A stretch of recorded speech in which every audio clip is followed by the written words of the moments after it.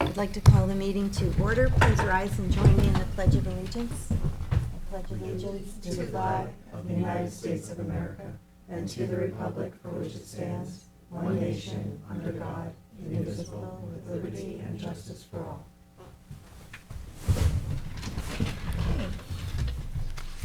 Madam Clerk, would you please call the roll? Supervisor Moore. Present. Councilwoman McNamara.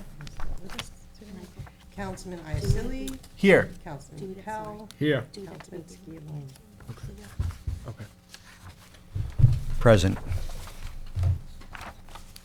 All right, so let's continue with the review of the draft agenda for the May 28th Town Board meeting. And before we jump into the agenda, Councilwoman McNamara asked yesterday if I can read her resolutions on her behalf as she's absent for the work session. And she also requested that she be added to co-sponsor the following resolutions. If I may just read some of those off for the clerk. We have Resolution ID number 46381, Resolution 46541, 46543, 46517, 46519, 46542, 46520, 46547, 46536, 46540, 46544, 46279, 46453, and 46533. Thank you. Thank you, Councilmember Iacilli. Okay, so the agenda on Tuesday will start with seven public hearings. The first three involve, all right, I'll just do them. The first, public hearing number 1 involves an enforcement action at 398 County Road 39, Tuckahoe, New York, Suffolk County, tax map number 900.158.3.6. The second public hearing, Chapter 261, to consider an enforcement action at 419 County Road 39, Tuckahoe, New York, Suffolk County, tax map number 900.158.1.34. And the third is a public hearing, Chapter 261, to consider an enforcement action at 445 County Road 39, Tuckahoe, New York, Suffolk County, tax map number 900.158.1.33. The fourth public hearing is for an applicant seeking an exemption from Town Code Chapter 314 entitled Moratorium on Battery Energy Storage Systems pursuant to subsection 314-6 entitled Applications That May Be Exempted. And we received a letter requesting an adjournment from the applicant to June 25th. But I suppose we would have to, can we just withdraw this notice of public hearing? No, it's already been advertised. All right, so we'll go forward with it. If anybody wants to speak, they can, but then we'll just hold it open to the next meeting on June 25th. What's that? Public hearing number 4 can just be withdrawn. It must have been I would advertised if prefer it's to on for adjourn it Tuesday. because Sorry? I would prefer to adjourn it because we've done what we needed to do in terms of notifications, et cetera. And we It's already voted been advertised to because set it the wouldn't have hearing. been Correct. if it wasn't. So we That's all can't right, I'm sorry. That's okay, don't be sorry. Yeah. withdraw it. And then, You have to leave it. and particularly in this one, we might want to just remind the listeners that the applicant would be making a presentation, and since they've requested the adjournment, they're not going to be ready to make a presentation. So while you may want to open it up if people are here, they're really not going to be able to respond to anything that the applicant is saying because they're not going to be presenting first. Okay. And this is with respect to the battery Battery, energy yes, storage the moratorium application. exemption, correct, Okay. which the board We had to have. could open it and close it if we wanted to. I mean, it's up to the You- applicant to make their presentation when the public hearing is set. Correct, that's why I'm Yeah. saying that you're trying to have people come and speak when after the presentation, so they can respond to that, as opposed to just coming and speaking just to speak, because the applicant won't be making a presentation. And could, Well, that's on them. That's my point, is like, we can open it and close it and consider the application, on its merits. Not if you're giving an adjournment, you can't. Who's going to communicate to the applicant that do we If need this- a if- motion to approve Thank the you. adjournment? If you want to if you're going to approve the adjournment, then we would notify the applicant of that, and then they would come and make their presentation on the 24th. If you decide you do not want to do an adjournment, that's within your purview. I would then notify the applicant of that, as well as Tommy John is suggesting, and then they could come in or not and make their presentation. That's entirely up to the board. Right, okay. I believe that there will be members of the public who will want to speak on this issue, and, the applicant had requested this, and they should come before the board and give their presentation. I mean, that's what I think. And we can make our decision then. Or we can adjourn it. It's up to the board. But those are my thoughts. This is their opportunity to speak with us and the public.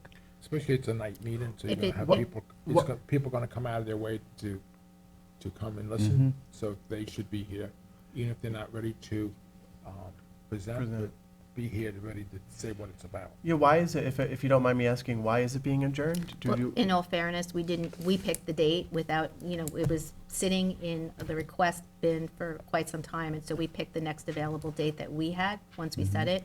So it's not unusual that they perhaps needed more time to do that. But, again, Right. we could have them come and explain generally what they're gonna do and then adjourn it, but, I mean, you really need them to make the presentation to even substantively address what you need to address in your decision, so. And could you just clarify, counsel, that this is a non-discretionary resolution? Absolutely, yes. So part of the due process with any moratorium is the ability to request to be exempted from same and make your case to the board. In this case, it's the town board, so that's why they are coming to us and asking for that. And the board did not have discretion. It would be a violation of due process not to allow them a hearing.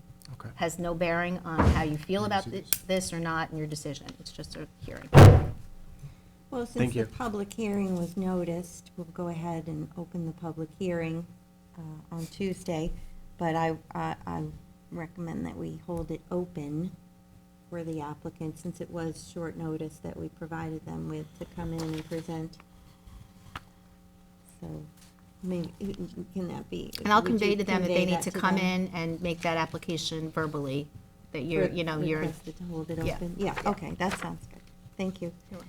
The fifth public hearing is to consider authorizing the temporary alienation and discontinuance of Dozier Park Community Preservation Fund parkland in furtherance of an exchange swap of 137 Pond Lane, Southampton, to be used as additional parklands within the town of Southampton.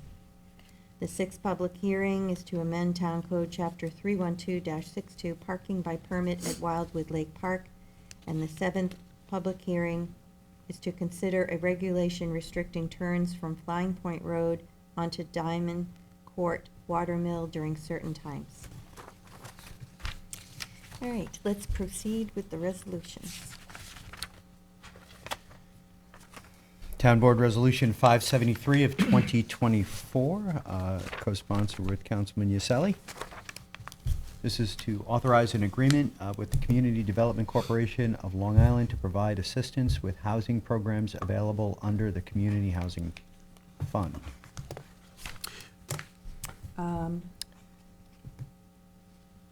I believe we're Yeah, gonna so table this we- again. Yeah, we may be tabling this. Does this resolution also account for this? Oh, it does, because it says it right here, the down payment assistance, Mhm. down payment assistance program as well, right?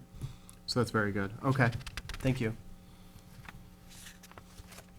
Happy to co-sponsor that with you.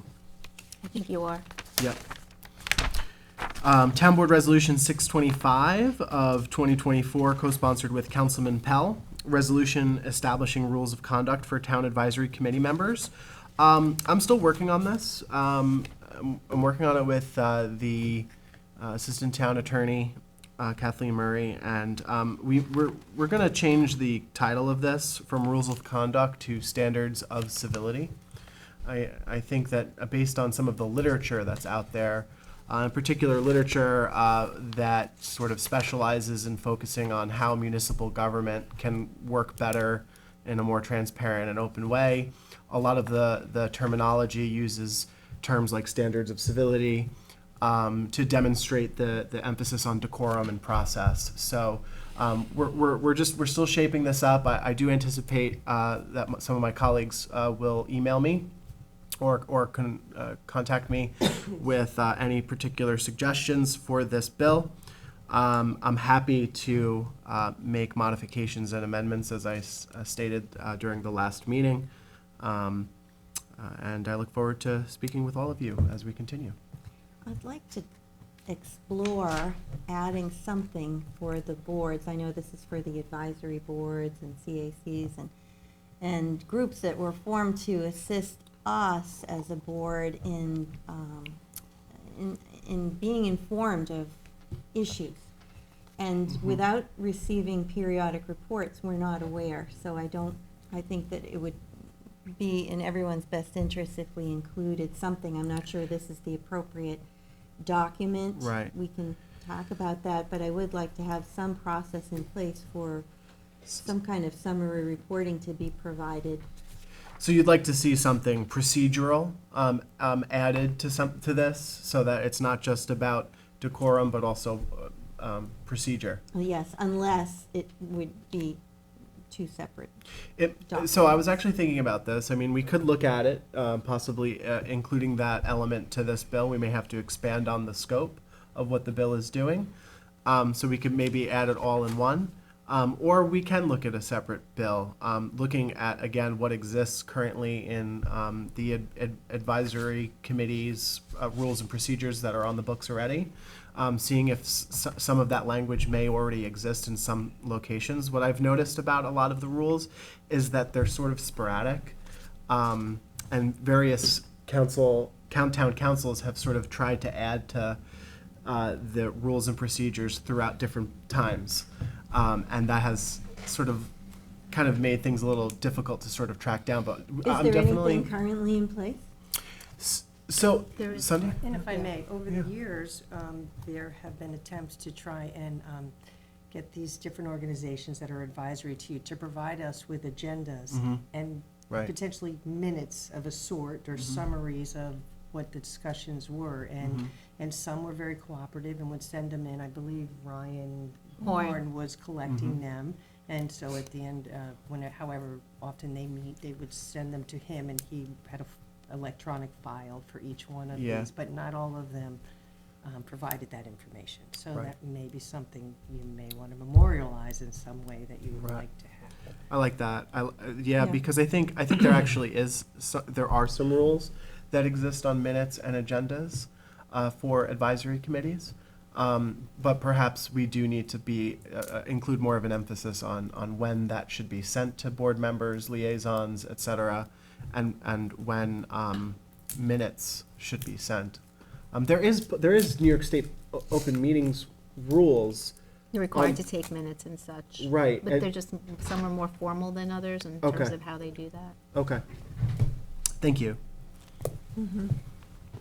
Yeah, because with the CACs, we want to know what their issues are that they're concerned with, so we can address that. And with the Yeah. advisory boards, maybe they're going down a path that, we might want them to veer off this way and look at something else in the meantime. It would be good to just be updated on what they're working on, and maybe we should have some kind of a formalized liaison reporting too, because, the liaisons are meeting with various groups, but I Right. don't know that information is funneling back to the full board, so Right. we should all be aware of what's Right. being And discussed. And on that note, actually, I think it's interesting to note, like I'm liaison to a number of advisory committees, whether they be a CAC or, for instance, the Anti-Bias Task Force, right? Or, we have the Disability Advisory Committee, right? Sometimes we can't attend all of those meetings, so it would also be good to make sure that we're kept apprised of all of the various information that has been discussed at those meetings. I know that some of us do get a lot of those notes, some of us may not. So it's important that we have a more uniform structure, I think, throughout the process of these advisory committees as they function. All right, well, this is good. I'm so glad that we're discussing Yeah. these. And all the more for organization. And, maybe there's a work session once a month that, each liaison could report if there's concerns that the full board should be aware of. All right, thank you, Councilmember Iacili. Thank you. Town Board Resolution 2024-638 to appoint Nicole Genzel to Principal Legal Secretary in the Town Attorney's Office. We have Town Board Resolution 46381, adopting the town one-year agricultural use agreement for 24-25. Town As Board we- Resolution. Oh, and as we yeah. discussed too with this is an annual thing that the tax assessor's office, I believe, puts through. And then did you want to read that since you're co-sponsor? Yeah, go ahead. I just assumed. Sorry, but- yeah, no, please. Town Board Resolution 46531 to authorize H2M Architects and Engineers to file a grant application with New York State Environmental Facilities Corporation on behalf of the Hampton Bays Water District pursuant to the Water Infrastructure Improvement Act. Should be a good one.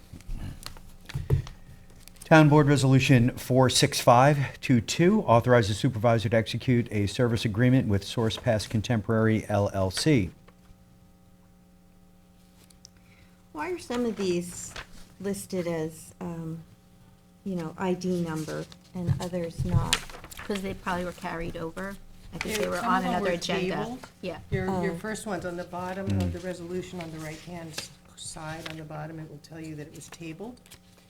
And that's why it's already been assigned a resolution number when the previous agenda was finalized. Oh, thank you for that So explanation. this is draft right now. Once this is finalized, then they will be Then they'll- assigned resolution numbers Okay, for thank the you. meeting. Town Board Resolution ID number 46541, co-sponsored by Councilwoman McNamara, to authorize the supervisor to sign a contract with D&B Engineering and Architects PC to address the New York State DEC additional requirements of the Brownfield Cleanup Program remedial site investigation for the Damascus landfill. Town Board Resolution 46518, authorize supervisor to sign contract with L.K. McLean Associate Engineer and Survey, DPC, for professional engineer design, permit and service for Bay Courts Avenue, West Hampton bulkhead replacement. Town Board Resolution 46543, authorize supervisor to sign contract with L.K. McLean Associate Engineer and Surveyor, DPC, to provide design and construction support service related on improvement of intersection of Spearneck Riverhead Road and Old Country Road. I'd like to be added as a co-sponsor to this, Madam Clerk. Okay. Town Board Resolution ID 46517, authorize supervisor to sign contract with L.K. McLean, Associate Engineer and Surveyor, DPC, to provide engineer design service for consistent improvement on Shinnecock Road, Forster Avenue, and Lighthouse in Hampton Bays. Town Board Resolution 46519, authorize service to sign a contract with L.K. McLean, Associate Engineer and Survey, DPC, to provide professional engineer service for traffic study and intersection of Header Pond and Lower Seven Pond and Watermill, South Country Road at Mill Road in Remsenburg. Madam Clerk, I'd also like to be added as a co-sponsor. Town Board Resolution, Now, this one, we received a letter on this, right? Which one? Because we had a presentation on this, or? yes. So that wasn't in, okay. I received it that day. So we're gonna do the engineering report. Okay, I understand what's happening. Got it? Okay. I think so, yeah. Town Board Resolution 46542, authorize supervisor to sign contract with L.K. McLean, Associate Engineer and Survey, DPC provide survey, design, construction support, and service and relating to improvement the intersection of Hutter Pond Road and Lower Seven Pond Road in Waterville. So those are all studies that we'll hear Yeah. back from. Yes. All right. Town Board Resolution ID number 46547. I have one more. Oh, you Yeah, there's, did? yeah, I'm sorry. 5-2. That's okay. Proceed. Town Board Resolution ID 46520, authorize supervisor to sign contract with L.K. McLean, Associate Engineer and Survey, DPC, provide survey, design, construction, support service, and related improvement to intersection of Old Country Road and Montauk Highway in East Quogue. Thank you. Town Board Resolution ID number 46547, to authorize the supervisor to execute a contract with New York State Department of Agriculture and Markets for the Southampton Animal Shelter Kennel Upgrade Project, co-sponsored with Councilwoman McNamara. I'd also like to be added as a co-sponsor as well. Myself too, please.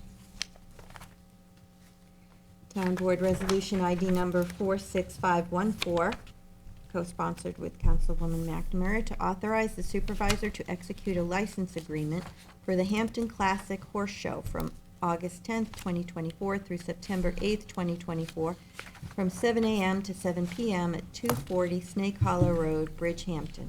And I'd like to be added as a co-sponsor, Cindy. Town Board Resolution ID number 46516, co-sponsored with Councilman Schiavone, to authorize the supervisor to execute a no-cost extension of the term of contract for the preparation of a supplemental generic environmental impact statement for the proposed Riverside Sewer Treatment Plant, Hamlet of Riverside. I would like to be co-sponsor on that one too, please.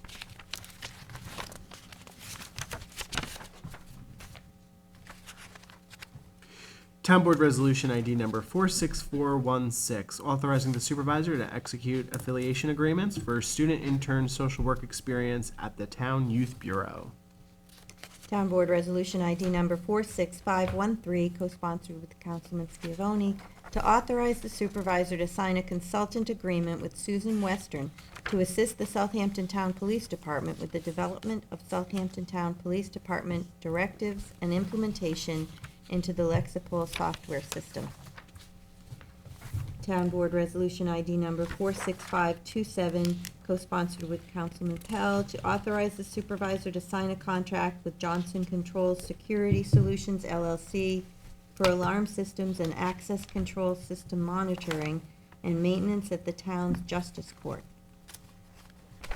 Town Board Resolution ID number 46497, to authorize the supervisor to sign a hold harmless release indemnification and authorization agreement for native vegetation and restoration of town-owned property at 134 Hayground Cove Road, Watermill. I'd like to be added as a co-sponsor, please. Myself too, please. Town Board Resolution ID number 46526, to authorize the supervisor to sign all documents necessary to engage appraisal firms for the Fire Island Inlet to Montauk Point project. I'd like to be added as a co-sponsor, Cindy. Myself too, please. Town Board Resolution ID number 46515, to authorize the supervisor to sign any and all documents with DTN for Weather Sentry Online Public Safety.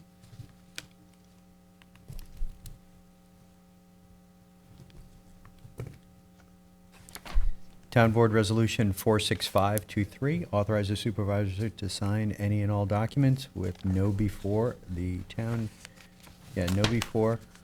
subscription renewal of the town security awareness training.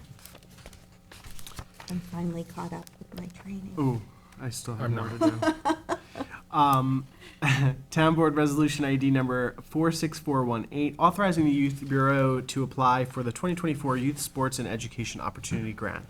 I'd like to be added onto that with Michael. Town Board Resolution ID 46446, and authorize the supervisor to sign contract for supply and fabrication of steel, aluminum, and welding with Pennsylvania Steel Company, Inc.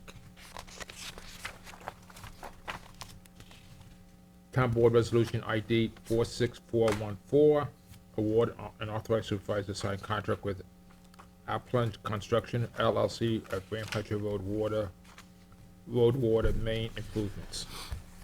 I'd like to be added as a co-sponsor, and I'm sure Councilwoman McNamara would as liaison to the Hampton Bays Water District. ID 46473, award and authorize supervisor to sign contract with Parkline Asphalt Maintenance and application of crack seal.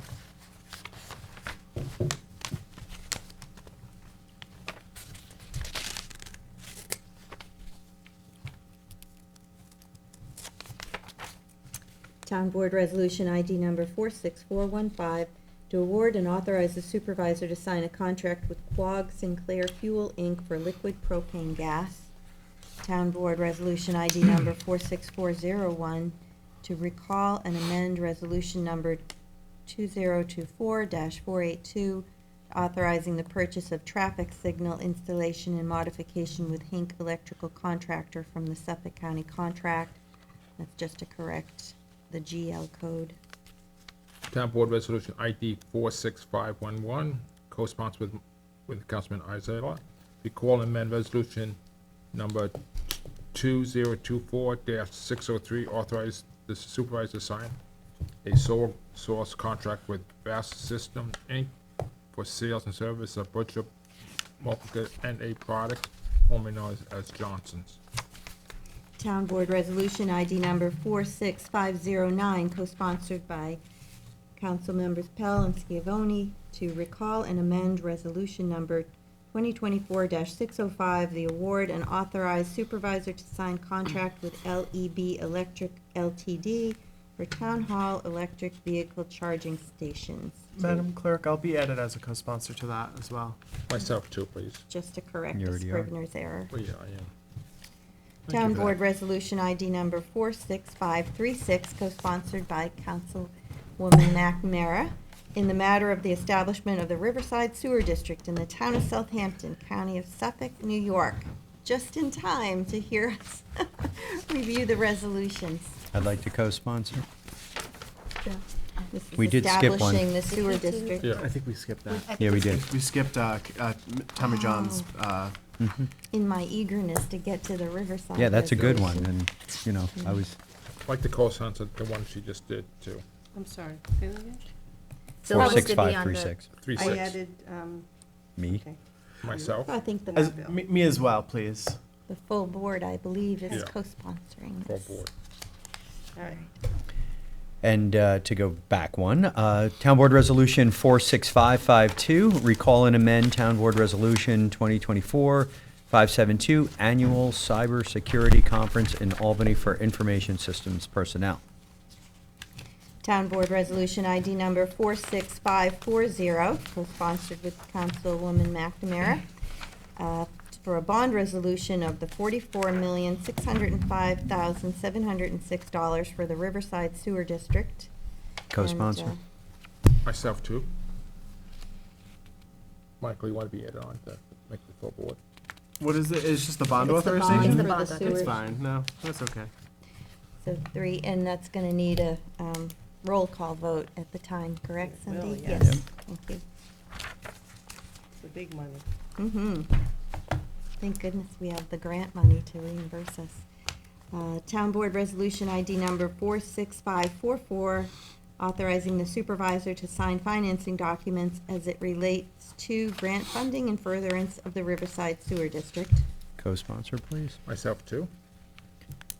Town Board Resolution ID number 46535, co-sponsored by Councilwoman McNamara, to amend the 2024 adopted budget for building and facility management. I would like to be added on to that too, This please. is for the landscaping for the Edie Windsor. Oh, this is great. Actually, I'd Enjoy. like to be added to this as well. Thank you. And thank you, Madam Clerk, for arranging for the landscaping to be installed. It's going to look so nice. Yes. And I recommend that we make use of that for, Pride Month, given, Well, I believe Edie Windsor's birthday is June 20th. So it's and we should perfect. have this done prior. I've already provided the plans at the request. Judith Windsor met outside with me. We didn't plan, we just happened to all be there together when Southampton Hospital came. And they asked for a copy of the plans because they're including that in whatever they're doing on the hospital to celebrate as well.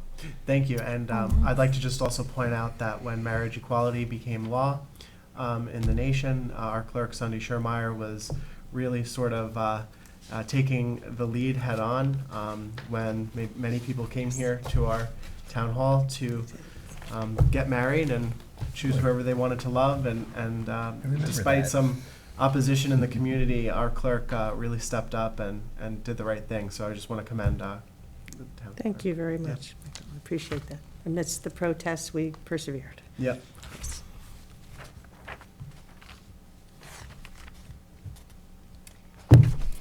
Okay, Town Board Resolution ID number 46524 to amend the 2024 adopted budget for Community Housing Fund. You know, Michael and I are liaisons. I'd like to be a co-sponsor, please. Yes. Co-sponsor, please. I'm just gonna check with Tara, but when she comes back, because I thought we were putting 1,250,000 for the home buyer down payment assistance program, and this says 1,550,000, unless somebody else has some clarification on that. Yeah, I thought it was, we That- agreed on 1.2, is that? Yeah, the same as the ADU. That was my understanding as well, and we could change that. We'll see if Right. it's talk to her. Right. All right, Town Board Resolution ID number 46500 to amend the 2024 adopted budget for CPF land purchases. Like to be added on to that. Me too. Me too. Town Board Resolution ID number 46506 to amend the 2024-2028 capital budget for the Damascus landfill project. I thought we did that already.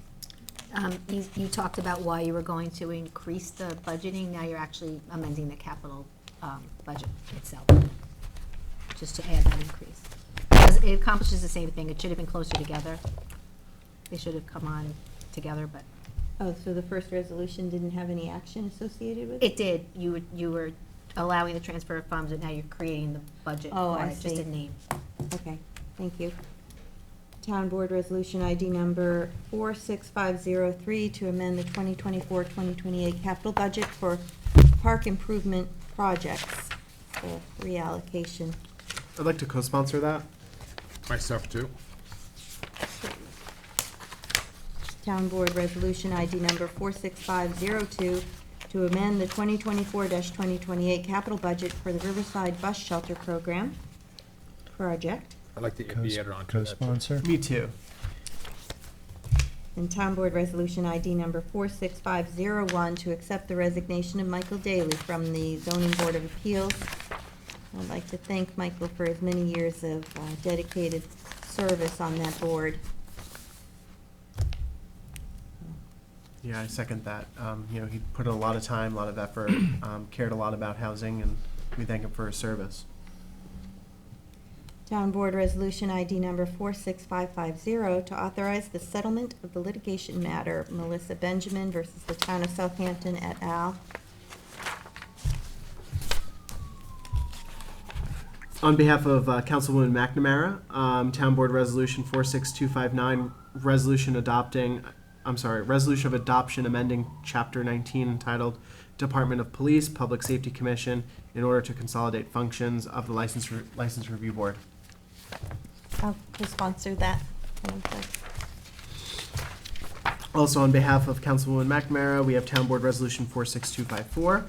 That's a resolution of adoption amending Chapter 143 contractors in order to reorganize procedures and standards for home improvement contractor licenses. Madam Clerk, I'd like to co-sponsor that resolution. Myself too. Okay.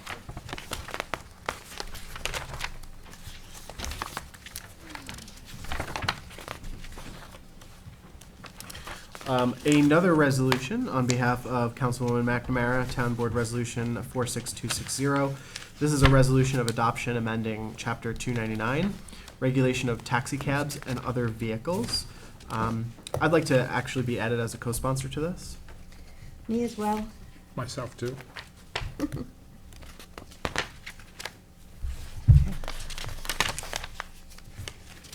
Town Board Resolution 46279, This is a resolution of adoption amending Town Code Chapter 312-62, parking by permit at Wildwood Lake. I would like to be added on to that too, please. Okay. Another resolution on behalf of Councilwoman Cindy McNamara. ID number 46510, authorize a waiver of Parks and Recreation Facility use fee for the East Quogue Chamber of Commerce 2024 Summer Concert Series.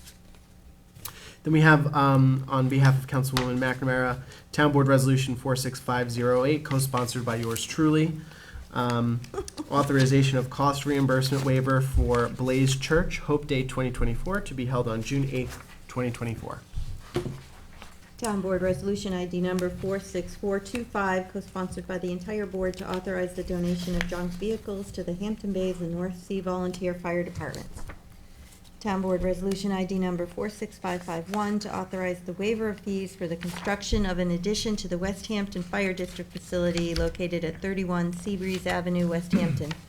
I'd like to be added as a co-sponsor, please. Myself too, please.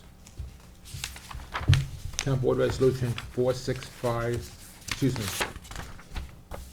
46453. I'm gonna fix the title of resolution. You're gonna fix the typo, you're saying? Yes. Okay, thank you. Gotta fix the typo. Memorize resolution, resolution related to the pump out boat, program. I'd like to be added as a co-sponsor to this. Thank you for doing that. Okay. Town Board Resolution ID number 46533, co-sponsored by Councilwoman McNamara, memorializing a resolution in support of Assembly Bill A 3872-A and Senate Bill S 2094-A as it relates to authorizing the town of Southampton to enact a homestead exemption for the real property taxation purposes. I'd like to be added on to that too, please. I'd like to be added as well. This gives taxpayers an added relief, so would love to support it. I'd like to be added on as well. This came from work from a committee that was convened in 2019, and I was one of the original co-sponsors on this. Would be a $50,000 tax deduction if it goes through the legislature in Albany and signed by the governor and passed by the town board. So this would be a good thing. And Originally, we were it actually looking also- at this when we were considering evaluating our assessments town-wide. This was one of the things that were part and parcel to a reassessment when we froze the assessments. Yeah. Well, it'll certainly be helpful. Mm-hmm. It originally also had a 5% cap on Yeah, I increases. noticed and that is not in there. That's not here anymore. Mhm. Not on our, we didn't take it out, but it was taken Right, out this by the actually did not get legislators. out of committee when we first asked our assemblyman to introduce it at that time, so hopefully it will fare better. On behalf of Councilwoman McNamara, Town Board Resolution ID number 46512, to waive showmobile fees for the Eastport Fire Department. I'd like to be added as a co-sponsor. Myself too. Town Board Resolution ID number 46491, to appoint Carrie Bannon to the Office Assistant in General Services. Town Board Resolution ID number 46466, to appoint Gina DeMauro to Assistant Superintendent of Recreation 1 position from the Civil Service list. Town Board Resolution ID number 46467, to appoint Jorge Lozada Leon to the Office Assistant Speaking Spanish position in the Police Department. I'd like to be added as a co-sponsor, please, Cindy. Town Board Resolution ID number 46469, to appoint Manolo Espana to Justice Court Clerk, Spanish speaking in the Justice Court. Can I actually also be added to both of these resolutions?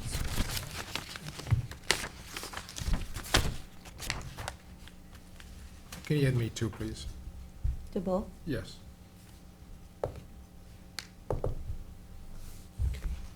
Are you on just one or both? Both. Tommy John? No, just the first one. I'm the liaison to the police department, and that is an appointment to the police department. But I do support them both. Town Board Resolution ID number 46525, to authorize a stipend for the town FOIL officer. Town Board Resolution ID number 46419, to extend the probationary period for custodial worker 1. Town Board Resolution ID number 46482 to reinstate Martin Pretorius to scale operator position in municipal works. Town Board Resolution ID number 46443 to terminate an employee in municipal works.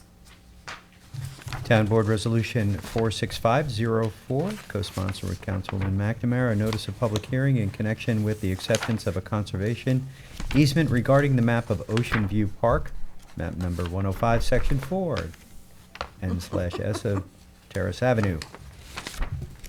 Town Board Resolution ID number 46548, co-sponsored by Council Members McNamara and Scavone, to schedule a notice of public hearing on the acquisition of 38 and 48 Old Country Road in the hamlet of East Quogue, and to amend the CPF management and stewardship plan to include the property.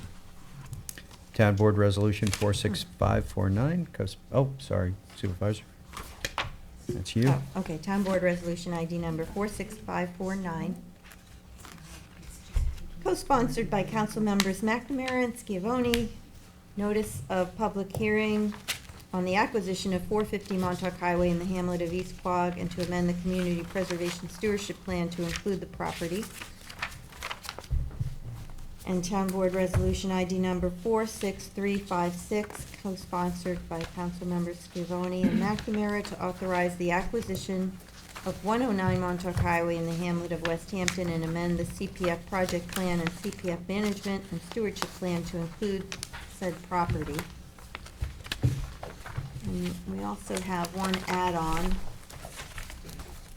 Town Board Resolution ID number 46399, which is a notice of public hearing to consider amendments to the Town Code Article 24, entitled Central Pine Barrens Overlay District, to incorporate recent changes to update the comprehensive land use plan.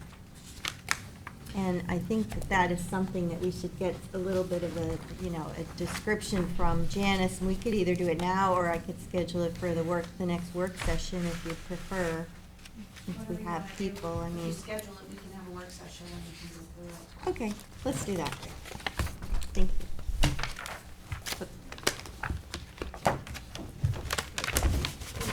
You don't have to do it. Okay.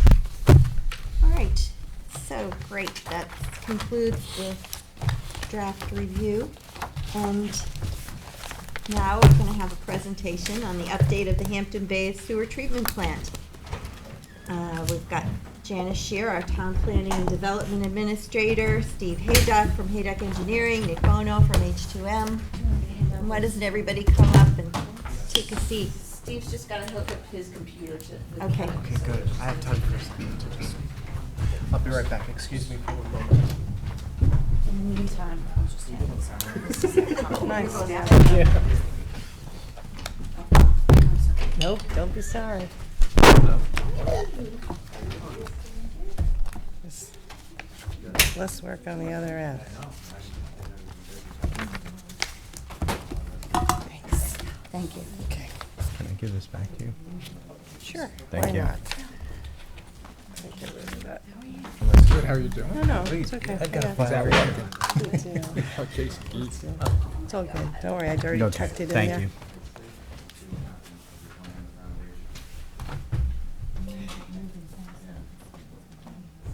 Yeah, no, it has, and as mentioned, taking a step back, looking at it again, it's more comprehensive overview, what everyone needs to know, more comprehensive.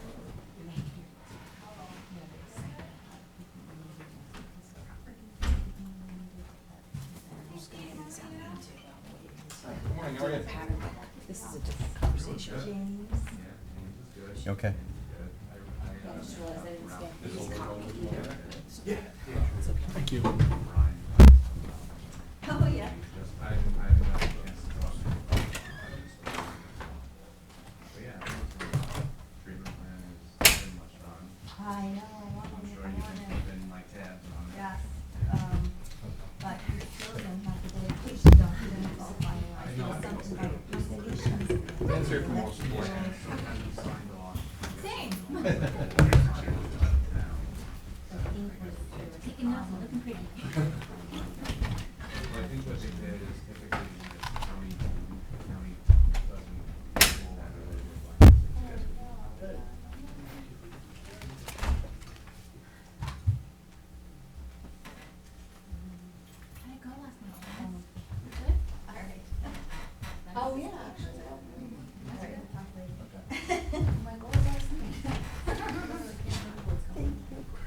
I guess everybody did pause. Everything all blurs together. What? Everything all blurs together. Hi, Teresa. Hi. Do we need extra Teresa. chairs? Nope. No, they're just in the audience to take notes.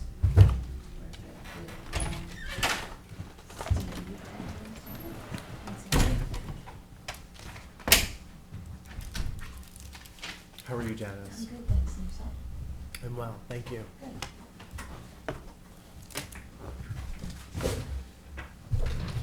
Hi, Teresa, how are you? Good, how are you? Good, good.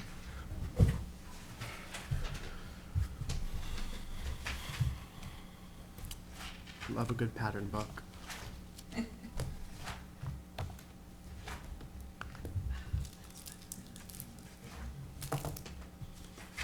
guys managed to get here okay in the pouring rain? Yeah. We got a little wet on the way in.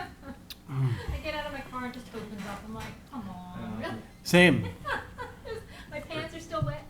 Trying to debate if it was worth the exposure and the time to try to pull the umbrellas out of the trunk of both of our cars, and we decided this was wrong. Yeah, just make I'm it gonna right get for wet it. either way. We're all live, by the way.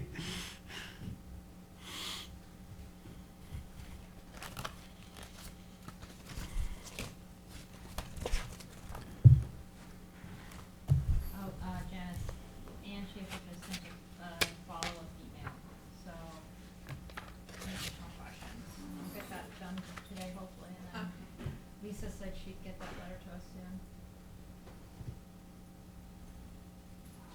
Thank you. More detail on you? Yeah, just, I guess now coastal questions, like. Okay.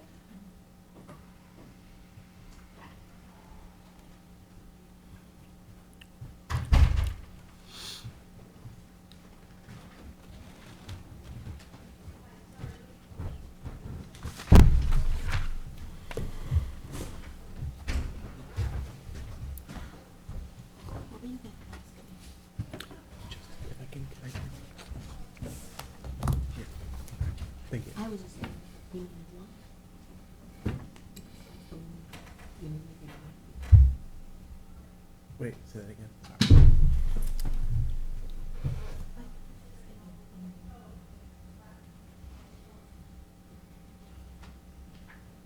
Okay. Right. Well, Right, so that's, I don't think it's okay. Okay. Nobody else needs to Just a request little it. work session, you Okay, know, let's just to talk, give yeah. everybody I know where you wanna an be. explanation okay. about what that is, the coaching. Absolutely, I have no problem doing that. That's fine. But if we don't schedule a hearing, which is a month out. Yeah, we'll get, so Yeah, that'll so get in done. between now and the hearing, we'll update it. Okay. But there's nothing we could do, we have to make the changes. We have to do it.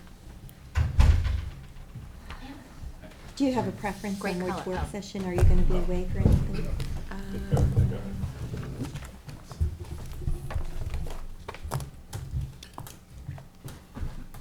Hello. Take it away? Just one Uh, minute. Steve. Probably the Wait for the the boss. chair of the meeting. Probably the 13th. Thank you. You guys can, oh, you have to be on the on there? You can sit here with me. Oh, we have a clicker. Sure. Have a seat. Get comfortable. Yeah, not too bad. Good. Well, Ready to go? Yes, Right. thank Good you for morning. coming Good in. morning. Really eager to hear from you. So just so we can introduce again, you all know Steve Haydock and Nick Bono, and we're here Nice to see you talking again. Yes, likewise. about the Hampton Bays sewer planning. Thanks for joining us. Good morning, Supervisor Morning Board. Thank you for taking the time to meet with us. Give us an opportunity to discuss the findings of our study that we performed for the town of Southampton. First slide we really have here is the agenda. We're basically gonna, Is it working? it's Oh, up no, over it's here over there. I'm on that the wrong side, but not spot. on that side. Okay, great. We're gonna briefly go over basically everything we did as part of the study and discuss our findings. So the objectives of the study, there were several steps that needed to take place that were scheduled as part of the work. The first being to identify a potential boundary for a sewer district to serve the Hampton Bays commercial corridor. So the boundary that was selected is primarily commercial, and it's bounded on the west. Actually, I'll get into that in a couple slides. You'll see it a little bit better. But it's shown in the white dashed line roughly on that aerial image that you should see right up top. I'm gonna have to remember to look behind me to make sure that the slide deck is keeping up with me as I'm passing through the paper. So first thing is to identify boundary. The second thing is to identify potential locations for a wastewater treatment plant. Estimate the required flow capacity of that treatment facility based on the service boundary and different potential redevelopment scenarios. Then to evaluate those properties with respect to groundwater, potential groundwater impacts, and evaluate the feasibility of each of those sites with respect to a lot of other criteria that we'll get into. So this next slide is just showing an aerial of the core Hampton Bays downtown area, which is basically along Montauk Highway. This next slide is showing. Is this the borders? You're saying Ponquag Avenue on? No, that's just the core business. No, that's just kind of the heart of the downtown area. I'll Okay. show you the actual Oh, boundary of okay. the service area in 2 slides. This next slide is showing some street view images of the downtown area along Montauk Highway in Hampton Bays. I'm sure you're all familiar with what that looks like right now. And then this next slide is showing the study area that we evaluated. Like I said, it's primarily commercial properties along Montauk Highway. It's bounded basically by Tiana Creek and the railroad crossing at Montauk Highway. The railroad crossing to the east, Tiana Creek to the west. The study area is comprised of about 218 parcels, 277 acres of land. And then there it is shown up there on the board. And we basically looked at every property within a mile of that boundary. So we established a potential district boundary, and then every property within a mile of that is what we looked at for potential siting of a sewage treatment plant. So this next slide. Wait a minute, what did you just say? You looked at properties within a mile of this Mhm. area for locations for the plant? Correct. But this is this the area that we're proposing The will be boundary, it treated? says potential service area is the boundary. So it See goes that thing well in the middle? past Ponquag Avenue. Yes. Yeah, because it was said that Yeah. just a bit of background, initially, there was a core downtown area, downtown overlay district, which you may recall got annulled, Mhm. and there was a sewage treatment plant just for that little district. And then the community wanted to really look more comprehensively at the whole corridor and how this all fits into the corridor, and so the sewer district then it came to be, why aren't we looking up by the transfer station, et cetera, so Yeah. we wanted to see a comprehensive search Mhm. for, kind of like what we did yesterday with like what properties would be the most appropriate for this, not the one that initially was considered, which was right downtown. Too limited, right? Too limited. We want to expand it. I agree so- with that. Yeah, so that's why we expanded this search Right. out to a mile. When you say And that one prim- was cost-effective as well. I mean, we simply looked at a gravity feed, where would we put that? Yeah, And instead Yeah. went down and that was kind of, It you know. required some variance from the Board of Mhm. Health. We didn't get that far. We were not necessarily committed to it, we wanted to see what it was. Mhm. Well, it was Yeah. private property where person who predominantly owned more property than anyone down there who wants to redevelop, it's no secret he wants to redevelop the property. He wanted to put it there to service his own property. And we said, hey, can this service everyone downtown? Let us take a look at that. And we actually got a grant to do that. But we never got to the end of that Okay. because it caused a lot of consternation and Right. so And now then- we're so now we're really here. looking at it Yeah. comprehensively, including the whole corridor. When you say it's primarily commercial properties, that means, that indicates that there are some residential properties included? Yeah, correct, based on the zoning. There's some multifamily involved in this area. Oh, would it be limited then to the multifamily? No single-family residence would be included, right? There may be There may some be. pre-existing uses within that, but it's zoned commercially, this whole area. There's a couple. This is a commercial area because it's zoned that way. Is the system gonna be big enough if we wanna do a Plan B with it on more neighborhoods? Well, So- we'll get into that, but I Yeah, think we'll get to the let's keep details. going, I yeah. think that's the Yep, question. that's a good question. So, yeah, this is the potential service area that we identified, and then that dashed line going around it is 1 mile away. And we looked at every property within that 1 mile circle, basically. So some of the primary benefits that would be realized by this project is, for starters, protecting water quality and actually improving water quality. Scientific studies have shown that the primary contributor to the degradation of our surface waters, the shellfishing industry, and the like is from cesspools and septic systems. I believe the Nature Conservancy has prepared a bunch of different graphs and studies that show that I believe cesspools and septic systems are like 70–75% of the nitrogen loading that we get in our surface waters. This next slide is kind of showing the difference between what you get with a conventional septic system, which is what each of these parcels is currently served by, as opposed to an actual wastewater treatment system. So currently, a cesspool or a septic system can discharge upwards of 65 milligrams per liter of nitrogen into the ground. There is no real monitoring or regulation associated with that after it's built. It's just there, and it continues to discharge into the ground. And they're often not maintained until there's a problem, until there's a collapse or a clog or a backup or something like that. Then homeowner or a business owner would call in their cesspool company. They come in and clean it out. And failure is a health risk to the community. It's not treated wastewater that's going through a septic system, basically. I would just note that for analysis purposes, the health department requires us to consider 50 milligrams per liter of total nitrogen, but in most cases, you're actually in a sanitary system, a septic system, it's really going to be higher than that. On the flip side of that, you have a wastewater treatment facility that is very heavily regulated and monitored on a daily basis that's required to discharge less than 10. In some cases, even further, even lower than 10. There are licensed operators that have to operate and maintain those facilities that are there for a minimum number of hours per day, depending on the permit. So very, very heavily monitored. And this is nitrogen. Yeah. And wastewater treatment facilities also remove other contaminants. They do. But the contaminant of concern that is typically the primary contaminant that you're looking for with wastewater treatment plants on the permit is nitrogen. Yes. Depending on where you're discharging to. Here on Long Island, we discharge, our discharge goes into the ground, and therefore it's nitrogen. But if you were discharging maybe to surface water somewhere else throughout the country, not here on Long Island, might be phosphorus and other nutrients. So this is a presentation gleaned from the Nature Conservancy that kind of gives you a picture of what happens with a conventional septic system. So on the left, you've got a house or a business that's got a wastewater pipe that comes out. Yeah.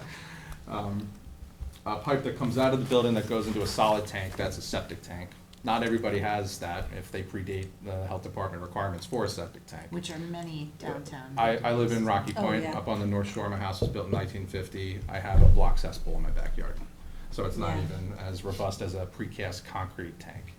And then the effluent coming out of that septic tank, which again is just a solid structure, basically holds solids and has to be pumped out periodically. The effluent from that goes into a leaching system that leaches into our ground, it leaches into our groundwater, and ultimately makes its way to surface waters if they're near the surface water. And as you can see in the image, it's killing off the seagrass. I have harmful algal blooms and hypoxia and things like that kill the fish, and it's not good for the environment. Actually, Dr. Gobler from Stony Brook has a really good slide. Mhm. Actually shows it better than this slide. Well, we'll have to use that one next time. And the septic tanks have it designed to kill bacteria. The anaerobic and aerobic respirations, they have the baffles in them. They I've worked on them, I know. Yeah. I took it at school, But you still it's- yeah. there's a purpose there, but it does nothing for Mhm. nitrogen. Agreed. So continuing on this subject of protecting water quality, this area currently discharges to the to Tiana Bay and Shinnecock Bay through the groundwater. and both of which are listed as impaired water bodies by the EPA and the DEC. So this actually, it is contributing to the degradation of our base. 100%. So we did some math and calculated what we believe the potential nitrogen reduction could be. I'm not expecting anybody to understand any of this, but at the end of the day, basically what we're showing here is in the existing condition, without treatment, staying with the existing sanitary systems at the existing flow that is there, you're discharging 94 pounds per day of nitrogen into the ground, as opposed to a potential build-out scenario, which we'll discuss how we got to the flows in a little bit. But at a potential redevelopment of this downtown area with the wastewater treatment plant, we're discharging less than 50% of what we're discharging now. So it's a 50% reduction in nitrogen loading that's presented by introducing a wastewater treatment plant. And with revitalization too. Correct. You're saying for the service area right now, Mm-hmm. it's 94 pounds per day? Mm-hmm.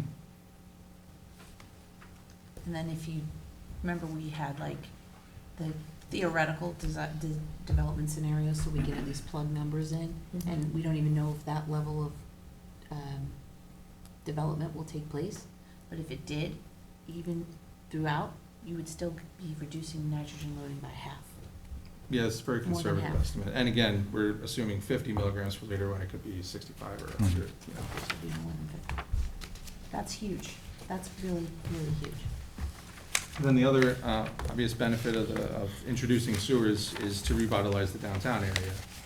There's still over 380,000 cesspools and septic systems in Suffolk County. 20,000 of them are on commercial properties. And it's just a known fact that downtown business districts that don't have sewers are struggling, and downtown business districts that do have sewers are flourishing, and it because it gives them the flexibility of the types of uses that you have. In downtown areas where you don't have sewers, you're seeing dry uses, not wet uses. You're not seeing a big variation in the types of uses as well. And in areas where you have sewers, you can have restaurants and things like that that people want to see in their downtowns. So now I'll pass it off to Nick to discuss the flow estimates and how we got to these flow scenarios. Okay, so just circling back, I know there was a prior slide that showed a boundary of a proposed service area, showed a dotted line with a 1 mile buffer distance of what we targeted for sewage treatment. So what we had come in to do is we had to evaluate what your flows are, both existing and what they could be, so we can figure out how big of a site do you need to put a treatment plant on. So as far as the existing flows go, at this stage, at a initial planning stage, typically one of the first things that you would look to do is, all right, it's an existing commercial corridor, has existing uses. Let's solicit and foil water use records. So we did that. We did that as a pre-screen, and when we did that, we found that the water use varies obviously from summer to winter season for various reasons. The summer use was around 186,000 gallons a day for all the properties that you see on that figure that are highlighted. That's the summer use. The winter use was obviously less, and there's different reasons for it, depending on the use of the properties within the area. So in this area, it's very, primarily commercial uses. There is some green space. Your winter use could be less because maybe there's no irrigation going on, so you don't have that consumption happening. Winter use also could be less because you have seasonal occupied businesses, or you have less activity in the district. So for conservative purposes, we said, let's just use the summer use for this initial planning concept. Let's be conservative about it. This is kind of our baseline. When we dug into the data a little further, what we found was 97 of the parcels had 0 use on them. So meaning that no water was consumed for the period of time that we had the data. So what we had done then is we looked at those properties, we projected what their use could be based on Suffolk County Health Department design criteria, which is a conservative estimate. And we figured that those 97 properties had the potential, based on existing as of right, to generate 36,000 gallons a day. Total? Just out of those 97. So when we added that to the summer use for properties actually consuming water, we landed at a projected total existing flow of 225,000 gallons a day. So that number is critical because it ties directly into what Steve had just explained in terms of, all right, if this is what your existing flow is, at X concentration through septics, this is how many pounds of nitrogen you're currently putting in the ground. So we really want to establish a baseline on what your environmental impact is based on continuing to operate the way that you operate today. What we also looked at is the flow density. So you have a 277 acre area, and that's what all these parcels tally up to. When you distribute that flow by that acreage, you get a density of just over 800 gallons per day per acre. What does that mean? You might be asking yourselves. So for those not familiar, those that are, the county for unsewered areas looks at a flow density. County sanitary code. That flow density is intended to maintain nitrogen concentrations in the groundwater of 10 or less. Okay, so this area is unique. It's bisected by 2 groundwater management zones. One being 1 acre density, which is the equivalent of 300 single family use per acre, 300 gallons a day per acre, right? The other area is half acre density. So you can have 2 single family residents per acre, so that's the equivalent of 600 gallons a day per acre. When you compare that to your existing exceeds both those density limitations. So right now, what you have is technically non-conforming. You're exceeding the nitrogen loading that otherwise would be allowed. And again, it's evident, that's why we have water quality issues throughout Suffolk County, because we have a lot of areas that are in excess of what the county looks at as the optimal density in order to maintain, on-site disposal systems. So moving forward, what we had to do was we had to come up with build-out scenarios, right? This is really heavily focused on water quality, but there is a desire for development, and those sewers and development are not mutually exclusive. They're tied to one another. So there were several scenarios.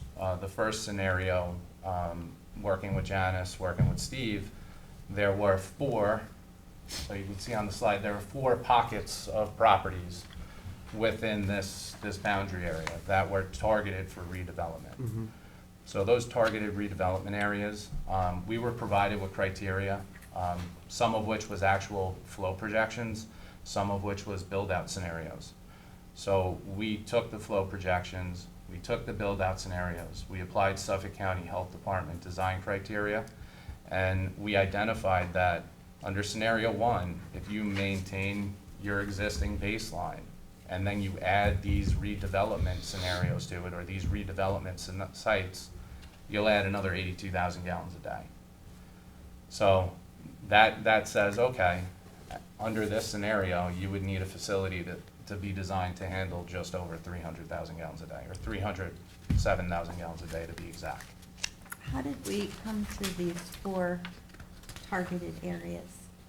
Well, one is the downtown district, the core business area that we've been talking about. One is King Cullen Shopping Center, that they could add potential wet uses. They have all those different retail spaces. People want to be able to come and go in there. Maybe, we're always saying if anyone's going to put any other density, it belongs where it's not green but already developed, so it would be there. The one that says Heatherwood, they have a previous approval to add multifamily units. They had this approval many, many years ago, and they intend to come back. So we're going to, obviously include them, because they don't need a zone change, they already got one. So they're going to want to add more. And people downtown, we've talked about this extensively, on Main Street, want to be able to put apartments above their stores, like the pizza place, Simone Scotto, whoever, they want to be able to put apartments. And then we added in the Macy's Shopping Center because we know that will potentially come in for redevelopment. Whether or not they renew their lease, we can't confirm. I know that their lease expires in 2025. We want to confirm whether or not Macy's is going to stay there. If they don't, the community has stated they would like to see potentially, and this all has to, but it's allowed, maybe like a recreational facility or maybe something fun for the kids or something to do, and if you have no sanitary system for those things, you're not gonna get that. So we included that as well. Oh, thank you. Sure. And just to put a bow on what Janice was just describing to you, this scenario number one is probably close to a realistic projection on what actually is going to occur. But for purposes of the initial planning study, and I guess you click over, thank you. We had to look at hypothetical maximum potential, right? We wanted to be conservative. If we're going to look at this and we're going to pick a site, I believe Councilman Pell, you had indicated, can it be expandable into other areas?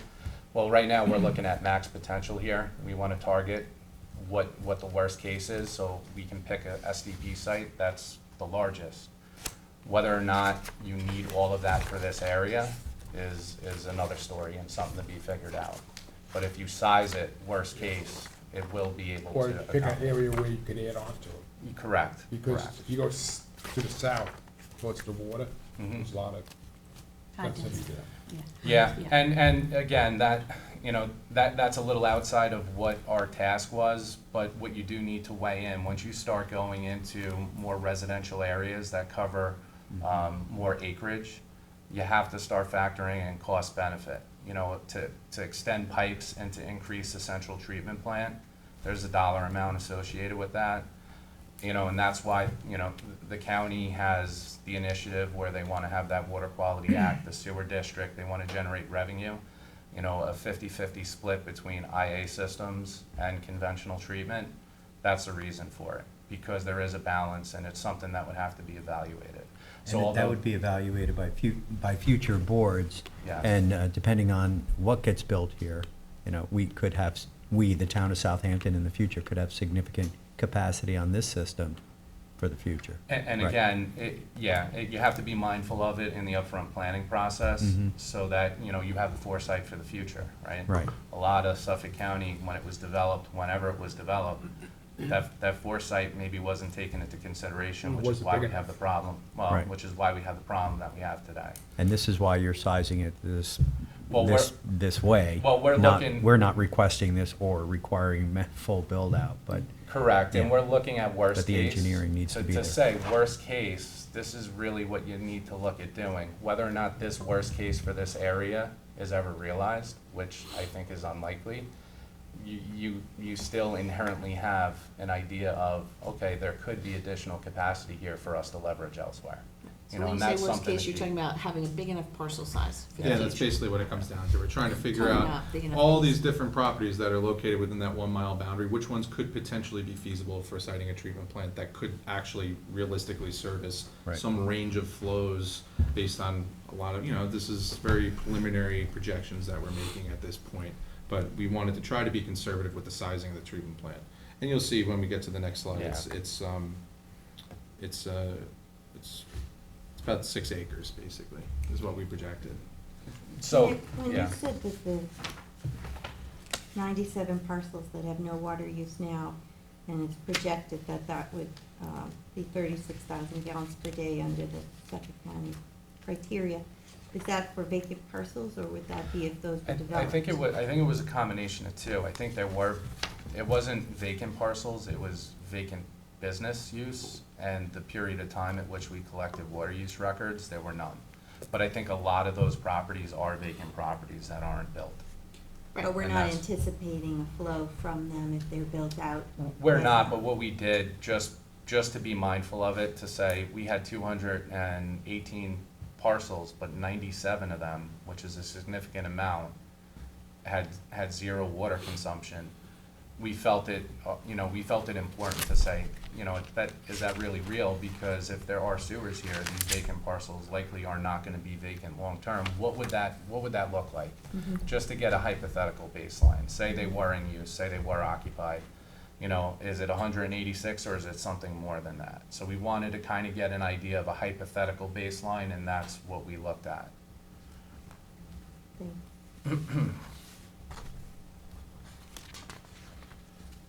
So circling back to the bigger picture and worst case scenario or ultimate build out, when we looked at this area, we looked at future growth. So scenario 1 was targeted redevelopment.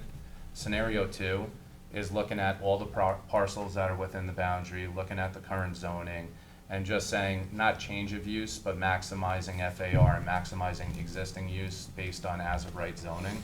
And we applied health department design criteria to that, and it approximated or projected a flow of about 550,000 gallons a day. So that 550 is 100% increase, right, over the existing essentially. And when I say existing, it's that 186,000 plus our projection for the vacant, underutilized, zero water consumption lots. So technically, this is more than 100% increase. If you're gonna look at just your existing water consumption up to 550, it's more than doubled. But when you look at the percent increase over our scenario 1, right? So if you do your targeted redevelopment and everything else doesn't change, you're just over 300,000 gallons a day. You know, you're looking at another 80% increase above that if everything outside of those targeted redevelopment sites realizes their as-of-right potential. Right, but you're not saying, I just wanna make that clear, that you're not saying 80% or 100% more double density. We're talking about flow. We're talking about, I just wanna be sure everyone understands that. And thank you for clarifying. Yeah. Yes, this is strictly flow. This isn't talking about that. Talking about that now we're gonna double everything that was there, you know, or something like that. But when you apply this number to your acreage, right, your flow density goes up to just under 2,000 gallons a day per acre. If I may, though, to Janice's clarification, just so I think, myself and I'm sure the public will want to have clarification on this as well. Is scenario two more about identifying locations, multiple locations that are it's more about, it's more about treatment plant siting, because we want to look at a worst case potential flow. So when we're going to site, if we were going to just say, you know what, we're comfortable, 300,000 gallons a day is the target, let's look for a site that can accommodate that.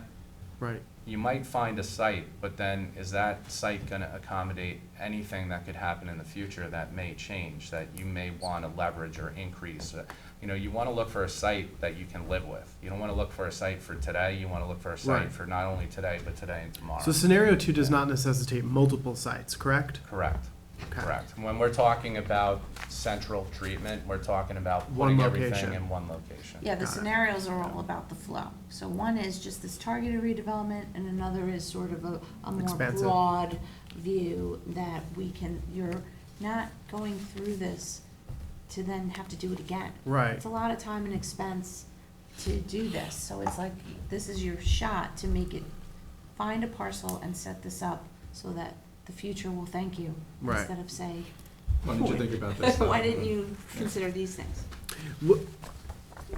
What is the downside to scenario one? Is it just that is it too micro? Is that what? I Is that don't think, I wouldn't say there's a downside to it. I think it's just providing well-rounded perspective on the entire planning process we went through. Okay. I think scenario one is a realistic projection based on, what Janice has, she's gained a lot of insight and information on what people want or what the desire is or what the reality of what could potentially happen here. I think that's what scenario one is. Scenario two, maybe I shouldn't have made as many comments focused on, the build-out criteria that was used to come up with the flow. Scenario two is really more tied to the STP siting side of this. Okay. We want to have a flow. And it's the upper limit of the range. It's an So upper you have a limit of the range. range, but it's Right. also, you don't want to be, blind to that and not consider it when you're trying to site a treatment plant location. Sure. You want to really Account for yeah. what's possible in certain areas. And just to put it into context, don't forget, you're just planning a two-phased Riverside treatment plant for 800,000. A Well, much smaller area. that brings me to my next So question. Here's 500,000. So just to give you some context, this is not like, oh my God, 500,000. It's really not that big. My next question is of course pertains to the methodology. With respect to the Riverside STP, did that follow a similar scenario two model, or did that follow a scenario one It was a model? scenario one model, Okay. and it overestimates quite a bit. So, but that's why we cut it into two phases, so that we know, so In other words, we said phase one is scenario one and phase two is scenario two, because we gave ourselves Right. that upper limit, and you could do that here as well. Okay. So you can say phase one is the expected growth, and phase two is a future growth, which they'd have to go through that map and plan process in order to get there, right? But at least you have a parcel big enough for something to even consider in a second phase or a third phase. So modeling could mimic the Riverside STP. Right. That follows a scenario one methodology. Yeah, and we're just, this whole thing is to say, they're leading up to it in the next slide, how big of a parcel do you even need? Okay. Because that's this, the point of this whole exercise, is not just, you know, like, hey, let's put it here, but like, making sure we actually have what we need. That's correct. We basically just needed to establish a design flow to vet the properties that are available within that 1 mile radius, basically. But it doesn't mean we're designing the plant to accommodate a scenario two. No, right now, You'll see right at You've the, got at it. the, one of That's the last another- slides, you'll see how early we are on the process. We Yeah. are so preliminary at this point. You know, there's still a lot of steps, a lot of different work that needs to take place. All right, well, tell us about it. So, next slide is showing a potential wastewater treatment plant layout. We sized a treatment plant facility based on the 550,000 gallon per day design flow at that maximum potential redevelopment scenario, scenario two. We did the process calculations and sized the tanks and went through that exercise to develop the dimensions that you're seeing here at a very preliminary level. And we estimated that you'll need about 6 acres for a treatment plant site. And that 6 acres includes all the required setbacks to comply with health department standards, setbacks to property lines, setbacks to buildings. All the leaching. All the leaching, we're presuming underground leaching pools in this scenario. We're assuming that the treatment facility is going to be contained within a building with odor control systems in place and things like that. And we're also assuming a specific process that we felt was kind of conservative enough and realistic to the design flow of the type of facility and the nature of the project that kind of fit with the guidelines. So the next thing was really to go through these properties, and there's a lot of slides focused on this. We had to identify some criteria to evaluate these properties. You know, and we identified what we considered to be the ideal treatment plant property. The ideal treatment plant site would have adequate size. It would have to be a minimum of 6 acres. It would have to be an adequate distance from residences and population centers, because there's perception issues with that and trying to get these approved in the first instance, and potential nuisances that people would not want to deal with. Outside of, we would want it to be outside of contributing areas for public water supply wells. We don't want it to negatively impact our public water supply. And we would avoid environmentally sensitive areas. It would be located outside of a flood zone. Be relatively close to the service area. We're not going to put a treatment plant 20 miles away from the area that we're servicing, because then we're paying for 20 miles of pipe to get to the treatment plant site. And then have no adverse impact to drinking water supply. What is adequate distance? That's why we picked that 1 mile buffer. Yeah, that's the 1 mile. Within a 1 mile range, it's not out of the question in terms of being cost prohibitive, and it's also realistic, because we all know how hard it is to find available properties in Suffolk County. And cost really, in my opinion, would be the limiting factor. Correct. We can move it a long way, but it's gonna cost a lot of Yeah, money to do it. yeah, the piping, the pumping, it adds up. Mhm. And the O&M cost of pumping too. If you're pumping that kind of a distance, you're paying for a lot of electricity costs. Sure. My next question is, water supply wells. Are you going to be working with the Hampton Bays Water District? So they're actually the water district engineer, H2M. That's why it was. So why there's synergy there. Yes. Yeah, and that's kind of the aspects of this. We assisted with Steve on helping come up with flow projection. Oh, good. So you've been already working on some of the preliminary. Yeah. So And they we were doing the worked- test with doing the groundwater modeling, sorry. Yeah, no, yeah, Thank you. so H2M, our purview on this, even though we kind of worked hand in hand through the whole thing, it was really coming up with the planning basis on the baseline flow, what the worst case potential could be, so Steve could figure out the site. And then we did circle back and we did some groundwater modeling, because the water quality aspect is really a sensitive topic, and we wanted to make sure we address that at this initial planning stage. Also, just the language of worst-case scenario, it's really not the worst-case scenario. It's just An upper limit threshold. Correct. So Upper worst limit case scenario threshold. makes it sound like, oh God, this Yeah. is terrible if we, Yeah. you know, it's really just, I think the better Yeah. way to put, sorry, Yeah, is no, to you're say right, you're right. upper limit threshold. So this next slide is showing, out of all the parcels that we looked at, we identified 12 potential locations, and then we ran them through a scoring system, basically. We established a rubric that had a number of different criteria that we'll go through, similar to what we just mentioned in the slide before. And these are the 12 of them shown up there. They're sites A through L. So these are parcels that could potentially meet these criteria that are potentially available. These, And then you're gonna go through, are they available? Are they If we use feasible? it, Are they feasible? are they feasible Right. sites? Okay. So, next slide outlines the criteria. I kind of already mentioned a lot of these things, but we looked at, residential proximity, who owns the parcel, open space status, pine barren status, wetlands, all these kinds of things. And then here are the scores that we determined, and here's all the criteria. And I know it's a lot to look at, so I will break it down into smaller pieces. So out of these 12 sites that we looked at, we basically have determined that there are 3 that may be feasible for siting a wastewater treatment plant. There are various reasons why we excluded several of the, I guess the 9 that were remaining, and we'll go through that. This probably means nothing to you looking at it in a table, so we'll show it to you on a map. This area is the Hampton-based transfer station that you see in the middle there. And the properties that we deemed most feasible were basically right adjacent to that site, but not on that site. Sites D and E, they're privately owned wooded parcels that are just to the west of that transfer station site. In relationship to the map on page 2, oh no, I don't know what this Yeah, is. these aren't numbered, I'm sorry. The You'll flow see it on the estimates next for slide, so- scenario, oh, He'll Yep. show. you're gonna explain it? Okay, Yep. okay, thank you. No problem. So the explanation of the infeasible locations. Oh, Oh, I'm sorry. sorry, I left one up there. It's probably under your papers.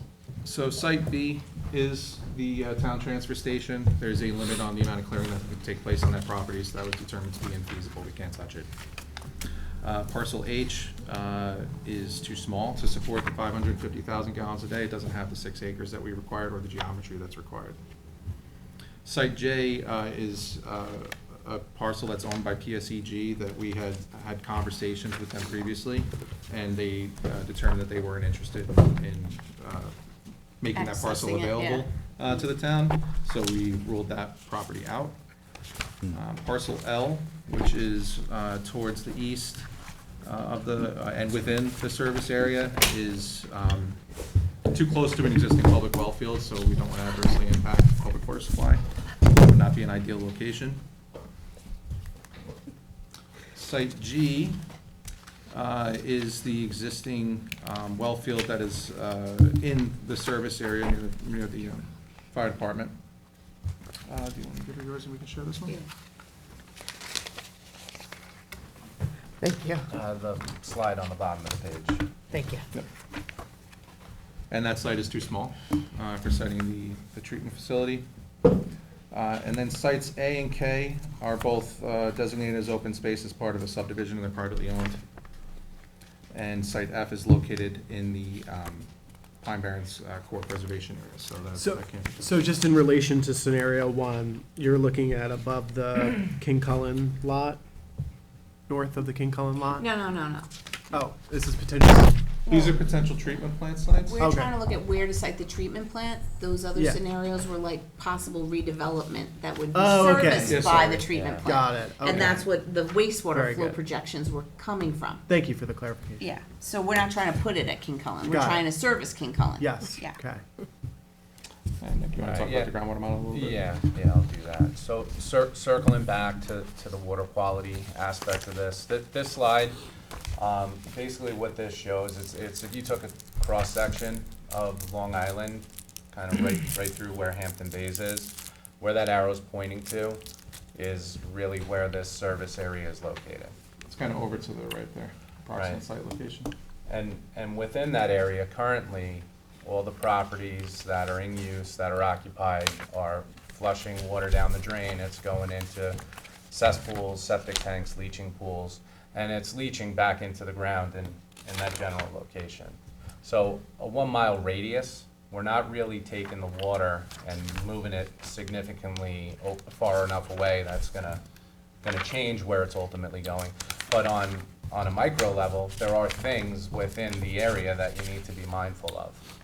I'm sorry, can we just go back to my initial question about the, I know it's not at Kincullen, but where you're pointing to potential service area, that is north of the Kincullen. It's Is hard that to see correct, on or- that, but I'm just trying to overlay it. It is hard, but there are tax map numbers here, and I don't think we do have a Your, zoomed your in parcel. King Cullen is all the way like here. Yeah. Oh, And this is so it's almost a north. mile away. Up. Up. Okay, that's Yeah. what I was asking. So Okay, it's, thank you. it's just shy of a mile. Okay. The dotted lines are the extent of a mile. So site A is right at that mile mark. And sites Site D and E are the ones that D we're and E are really just a focused little on. south of that, also close to being a mile away from King Cullen. Got it. So the community, you may recall, said, put it up at the dump. Just Transfer station. Geraldine, just put it up there. But the thing is, the transfer station is a previous landfill, and you can't just put it on that site. We Right. need to, so we looked at, well, is there anything else available In in proximity, that yeah. proximity? And that's Got what D and E is about. Okay. So again, circling back here, what we had looked at is your current condition, that baseline water use going back into the ground in the location at which it's being consumed. And that's currently what's happening, right? And you do have production well fields around the area. They have certain contributing areas. You know, we know what the groundwater table looks like in terms of the pumping capacity to support whatever the existing demand is. When we talk about our upper limit of what your build-out potential could be at that 550,000 gallons a day, that means the demand on the well fields is also gonna increase. If you're gonna have additional water demand, you need additional supply to support that. So we did evaluate pumping capacities to see if that's an issue. Are the permitted pumping capacities gonna be exceeded? And no, that's not the case. And even in putting these flows onto the demand is not driving those permitted capacities down to their limit. There's still plenty of room there. I don't have the percentages off the top of my head, I apologize. If you guys would like those, they are gonna be in the reports. It's a supplemental document in there that I think goes into that. So we did look at that.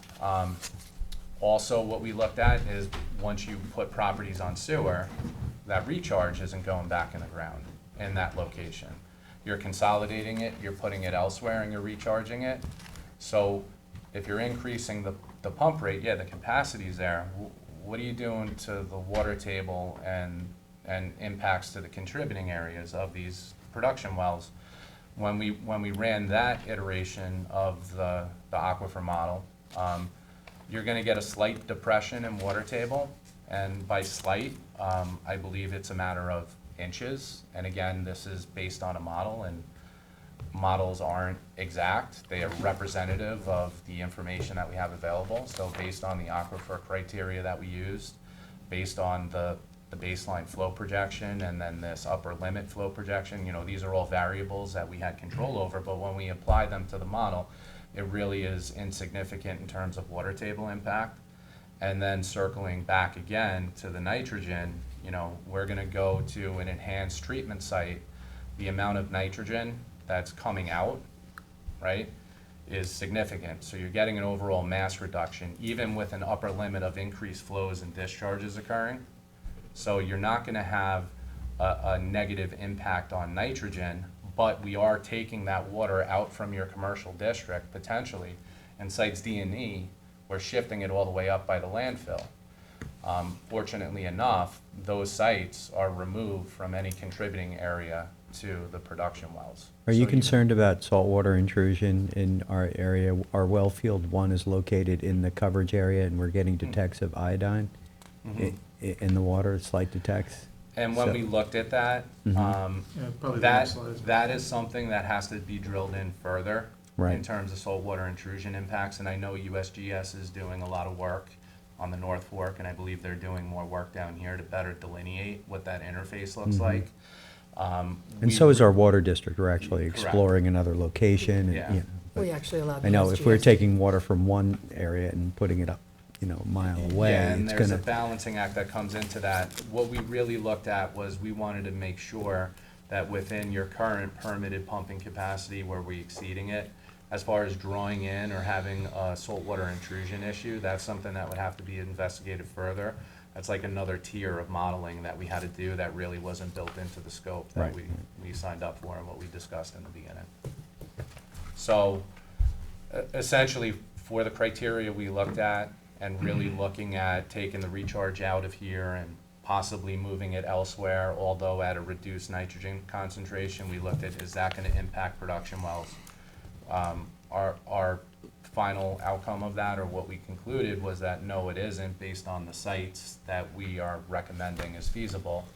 And as far as pumping impacts on your production wells and water table impacts, which is kind of the precursor to start really looking at how creating more of an issue with saltwater intrusion. Those, we didn't feel that those were really projected adverse impacts based on, there wasn't a red flag that Right. raised up I agree. that said, hey, we might have to dig into this deeper. So that really wasn't something that was one of our conclusions. It's something that can be looked at further, but essentially the water quality modeling or the groundwater modeling we did deem that we don't believe there to be adverse impacts based on the proposed plan that we're recommending and will, conclude with you guys here today. If you do want, oh, you did go there. So Yeah, I figured. again, just to elaborate, those blue kind of free-form bullseyes, those are the contributing areas to the well field, local. It's hard to see, but that white boundary is the service area.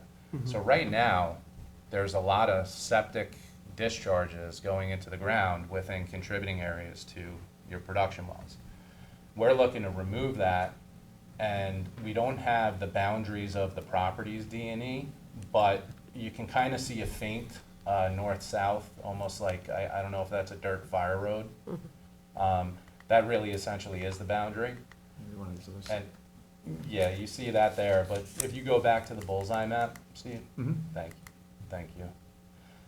Those properties are fully outside of the contributing areas to the current well fields. So that's why. And you can see a lot of the other sites that we looked at are either directly within a contributing area or pretty darn close to it. Right. So that's why they rated low on the environmental scoring in our rubric. Right. cool map. All right, we've got some more cool maps. Next one is a flood zone map. So as you can see, we're basically, almost all the treatment plant sites were outside of a flood zone, or pretty far away. Next map shows wetland areas and wetland check zones, and pretty much all the parcels were outside of those as well. Green shows the wetlands. Slow me down if I'm going too fast, please. This one gets a little bit more complicated. So this is the Pine Barren zones. The orange line is showing the core preservation area. Everything to the west of that orange line is within the core preservation area. And then the yellow line is the compatible growth area. So there's everything west of that yellow line is within the compatible growth area. So several of the properties are within the compatible growth area, and the two sites that we are deeming most feasible also happen to be within what's deemed a critical resource area. So there's likely an extra layer of administrative issues that we would need to deal with respect to the Pine Barrens Commission with getting the siting of the treatment plant in those areas approved. It's something that just needs to be discussed out in the open because it's something that would need to be handled if the project moves forward. So it's not, D and E are not in the core. They're not in the core. Critical growth area. They're in the compatible growth area and Compatible also area. in a critical resource area. Critical resource area has restrictions as far as sanitary effluent, but that's what we need to talk to the Pine Barrens Commission about because we're treating it to such a high level, less than 10 milligrams per liter, and these sites are significantly large. So I'm not sure there'll be an issue. As you recall with Riverside, we had to apply for the hardship exemption, which we got, because we were able to demonstrate that there wasn't a significant impact. And so we may have to do the same kind of thing But here. that was also, just for clearing restrictions that was in a compatible growth area. Compatible though. growth also, Okay. yeah. And then So this has just to do with, clearing. CRAs have to do with the level of, with effluent, like STP effluent, but going back to the beginning, we are taking so much nitrogen out of these surface waters, like, these are goals too. So Like the trade-off is bigger, is what you're Yeah, so saying. you need to go to them, and they need to make those assessments, and there's a whole process, and that's the Isn't that what exceptions. the Central Pine Barrens Commission wrote to us, I believe, and discussed that with respect to the Riverside You STP? just got their findings, and they just approved it. And they said something very similar, that, there's a bigger, There's a bigger benefit. overwhelming benefit, and that's the showing that you have to make. So that's what Steve's saying, you're gonna have to, there's like an added level of review and an additional process that we'll need to undertake if these are the winners, and we're going into that with our eyes open, we know that. But if this is the best possible site, then we would make that argument to them. There's a lot of clearing that will have to take place though, right? Because these two parcels are wooded. We would not exceed the clearing limits. Yeah. It's one or the other, too. It's one, not both. this is not to, clear more than is allowed. Right, I mean, we're saying It's 6 to acres. discharge, treated sanitary effluent, which is to a drinking water standard, It is to a basically. Yeah, but don't you have to clear to place the sewage Yeah, but you're treatment allowed to plant? clear in the compatible growth, up I to thought- 65%. Yeah, that's what I'm asking. Do we have to clear more than that? No. would involve? No, and as a matter of fact, we're calling it a 6-acre parcel.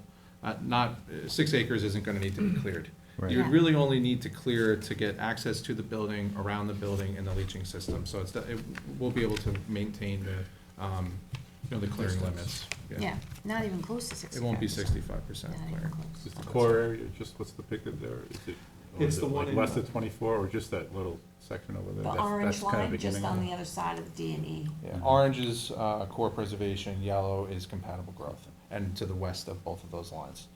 Right. And when you look at that amount of core there, you've got, if you're talking about less than 10 milligrams per liter of nitrogen discharge in an area that's adjacent to that much woodland, like it's Yeah, such a most of that small land is percentage. preserved too, right? It's all State, preserved. county, town, we preserve. So, hundreds of it's a acres of it, balancing, thousands of but it's not impossible, it's not encouraged, but it's also, Are there- there's conditions here that they would have to look at. And scientifically, when you think about it, it's like, And we go through the What's the whole harm? process of, we did look at all of these other potential sites, Mhm. and this is where we're at. It's not like we're choosing this because that's where we want to put it. right, there's And I only. think the water quality element is really what the intent behind the Pine Barrens Commission was to begin with. Yeah. And this is a water quality improvement project. Right. just a question, in front of D to the, I guess, east side, are there neighborhoods there? To the east of D is the transfer station. and the Okay, park. this is directly the transfer station? Yep. It's right And adjacent to then there's the it. animal shelter and the police precinct Right. also, before you even get into any residential And use. Red Creek Park as well. Yep. Red And Creek then Park. there's, Red Creek Boulevard, I believe, is immediately east of Red Creek Park, so it's quite a substantial. Just for, Thank you. reference, each one of these parcels, D and E, they're like over 30 acres in size. Yeah, so we only need 6, we potentially are targeting something 30 acres, and And we only Yeah. need 6. we only need 6, but you could, preserve some of it and keep some of it for water quality purposes and do something along those lines. What do you mean by the receiving area? That's just one of the other criteria that the Pine Barrens has, that they look at. so we're not. Those are within any Pine of those. Barren receiving areas, meaning by, as of right, they have additional density embedded into them in our zoning code. As part of the Pine Barrens Act, whoever's not familiar, we always maintain receiving areas throughout the town to receive Pine Barren credits from the Corps. As a legislative act, we're required to, 2 to 1. So for every credit coming out of the Corps, we have 2 places it can land. So that way, we don't have a constitutional takings challenge Right, that we took their exactly. land. Exactly. So we have to maintain receiving areas. Yeah. Every town is any town that's within the Pine Barrens area. Yeah, has we to- all have to maintain 2 to 1, and we have to go Designated. there periodically and prove that we kept our 2 to 1 ratio, is always there. This says site I, but it looks like it's pointing to site H. That doesn't matter, right? Which one? Site I is within a receiving area, which is over to the left. Okay. But we figured out that Site I was it's kind of a problem, actually, because that was the Tiana Commons, which was a receiving area that we then purchased with CPF, and we didn't replace the receiving area there. That's why it's scored So lower. we may need to designate a new receiving area in order to stay in conformance with Pine Barrens. Wouldn't we have to do that even if we weren't doing any of this? Yes. Are we gonna need credits for this? if we No. do? But we always maintain areas where people can receive them. Any other questions on this slide? Thank you. You're welcome. Next slide shows depth to groundwater, which is one of the things we looked at. Obviously, we wouldn't want to put a treatment plant site in a place that has shallow groundwater, because that constitutes kind of a technical and engineering and environmental issue there. As you can see, most of the properties that we looked at are pretty well above the groundwater table. The red areas are less than 10 feet to groundwater, so very shallow. And as the colors go to pink to, the greener colors, the distance to groundwater from the surface is greater. And so this site's How D and deep- E. How much do you need for the leaching? You need per health department, I think it's a minimum of 3 feet from the bottom of the leaching pool to the highest expected groundwater elevation. We're well above that, at least with the sites D and E that we're recommending as being the most feasible. This next slide is showing the topography of the study area. So you see, the surface area on the east side, the highest elevation is approximately 100, and to the west, it's about 20, which is kind of to be expected. We're getting down to the surface waters in the creek over on the west side. So we're well up above, we're kind of in an upland area in these D and E sites. So it will need to be pumped too. That's something that's a fact. No matter how you look at it, there is likely going to have to be at least one sanitary pumping station associated with the project. Because of the topography. Yeah, because of the topography and and the distance as well. But within the collection system, it's likely that you can get away with and maintain a gravity system. Yeah. So I don't know how familiar you all are with alternative collection systems. All the work that's going on out in Mastic, that's all low-pressure sewer. Smaller main, shallower depth, but every property has to pump into it. There are pros and cons. This topography lends itself to not really have to go down that path if you don't have to. Exactly. So it would be gravity fed from the buildings and. Yeah. Gravity fed down to your low point to a Right. central pump station and just convey it all up to your treatment site. From a conceptual standpoint, right now, it looks like that's probably how it's gonna. Yeah, and I mean, we did have some work that we did under prior engineering report that we looked at that, and that was the case. Good, less moving parts. Exactly. Yeah. So, drawing some conclusions from the work that we did, eliminating cesspools and septic systems will greatly reduce nitrogen loading in the bays by over 50%, we estimate. The availability of public sewers will allow for revitalization of the Hampton Bays downtown business area. We believe there will be no adverse impact to drinking water supply as per the groundwater models that we prepared. And we've identified, I think it says 4, but I think we actually only identified 3, so that's a typo that I need to fix, I apologize. 3 feasible sites. with sites D and E being what we determined to be the most feasible for siting a wastewater treatment plant to service Hampton Bays. Is there a preference that you They're have? both common ownership. And from what I understand, they may be a willing seller, so that's For both? either one. Site E is, I guess, technically a little bit closer, so I guess I'd save a couple hundred feet of pipe. Yep. Oh, you're still, sorry. Yeah, I'm sorry, maybe I should have put the conclusion as the last slide. That's okay. Here's where we're at in the project timeline. So we're, like I indicated earlier, we're very early on. This was a planning study essentially, a sewer district planning study is what we're calling it. There's still several steps that would need to take place, a lot more engineering and analysis. A sewer district would need to be formed. There's an entire process with that, as you're all going through that right now with other projects, which includes an engineering design report, identifying potential grant money to fund the project, preparing a map and plan, forming the district, final design, and then bidding and construction. And not on here is secret, obviously, that all happens and baked in, yeah. Yeah, and some of these are actually, they would be happening concurrently, but for the,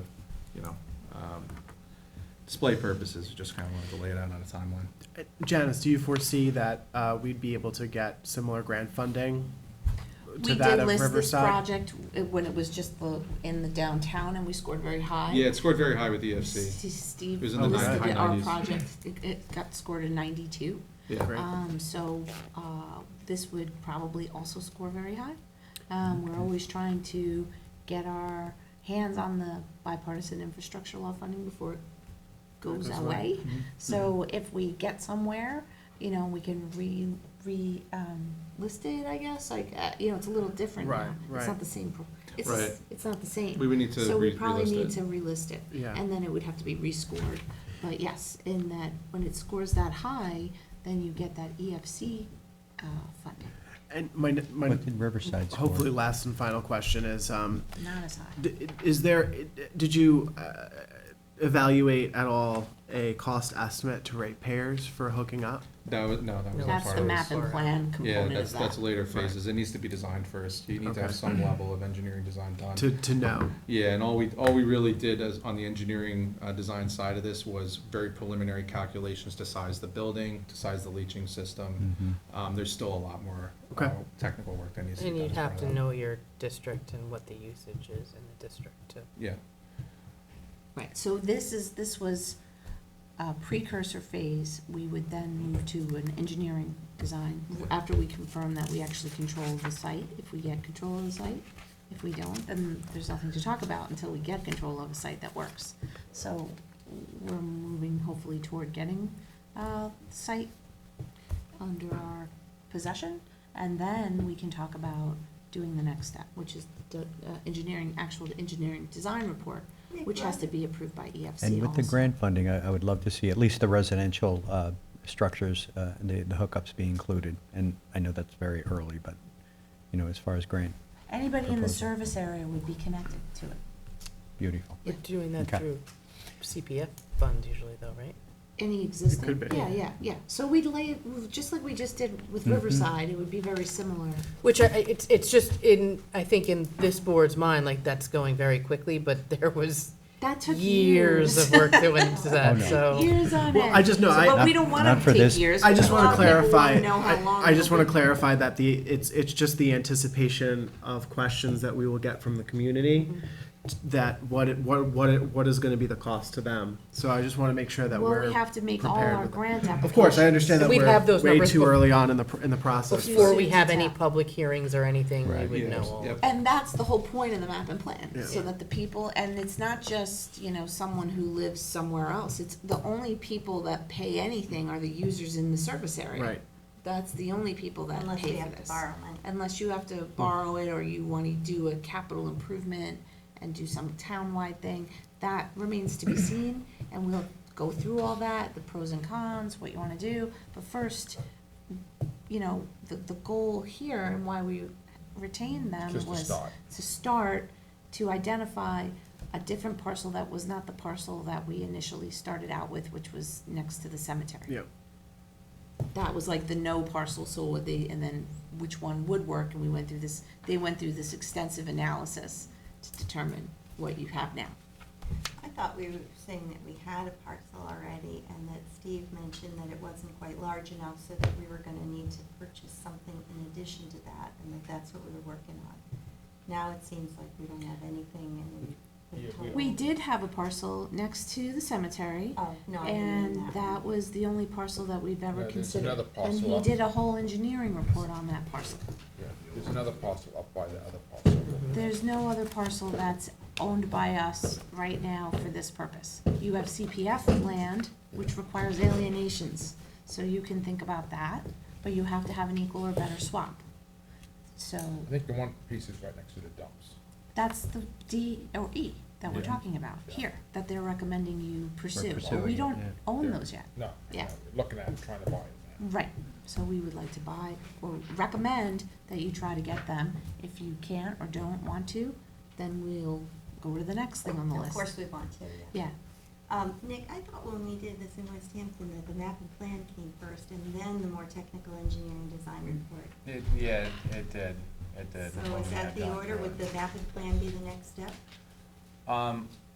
You can do them concurrently, but the map and plan is really where you're identifying budgets and you're identifying tax implications. And, you know, the reason why we did that on the project you're referencing is because there's a lot of community sensitivity with this, and dollars are really the bottom line answer. And, you know, if it doesn't make sense and you don't get, so you want to know that up front. and it was an Yeah. existing treatment plant that you were connecting to. So this engineering design report is a feasibility Yeah, analysis. I would say that, you know, in order to prepare a map and plan, you have to have done some level of engineering to Yeah. be comfortable with the cost that you're putting in that map and plan. And that's what you're going to the public with, that's what they're gonna have to pay. So, you know, typically you wanna be at probably around 30% design. Which is that's what Well, we I did, but mean- we Yeah. deemed it was the map was part and of the map and plan. plan It report. was. Even though there's an But it existing wasn't a- sewer treatment plant, we still had to upgrade the Yeah. entire plant Mhm. and Yeah. put in a collection and conveyance system, so. Yeah, we had to do There was a lot technical of- design reports for both the collection, conveyance, and treatment systems on that project. But to take the time up front to do it relative to getting enough information to get your budgets established, we did that. We got our budgets established. Let's go through the map and plan before you invest even more money in engineering to really develop a detailed engineering design report. You know, That- A let's, similar model could be followed here. yeah. But I don't also, see- Whatever there you is, all recommend, Yeah. EFC whatever's has quicker. the, what was it that we applied Yeah, for the the first engineering time? planning grant. Yeah, So there's. So it's a engi- $50,000 grant, So we got the basically. $50,000 for the first engineering report, so we can try to get that again. We'll apply. I'm not sure what Yeah, I the mean, because the deadline is last thing I want to do is Probably June get 14th. get a cost for residents and then So find we out can that apply that's. for that Yeah. grant, which would help. That way we can pay for the next phase. I think there is money for the map and plan, we got 50% of the cost of that too. We did. Okay, so what exactly is, the next steps, because we need to just get moving Well, on the this. most immediate step would be for us to at least apply for the grant so that we can see How if we can you can get apply for the it. grant without any, The design. documentation? I think some of the grants do require an engineering design report. No, No, this is- this- grant this- to oh, do the you're engineering talking about- design. oh, you're This talking is, about this is the Yeah. EFC Yeah. engineering planning grant, so you're Yeah, that's- asking for funding to pay for the engineering. So you wouldn't really need too much information for that, right? I mean, you've We applied did for it it. Yeah, for the the last time. EPG grant, it's not like you're going after a water quality improvement or a WIA grant right now, because Right. you don't have the documentation in place to even do that. Yeah, you. We're just saying, can't hurt to put in an application. Of course. If they But deny what do us, we we need can as a still. basis for the application? Do we need a Well, proposal? or- yeah, we can do that together. Well, that's not a problem. I would just need a resolution authorizing me to do that. Submit the Write grant it up. application? Yeah.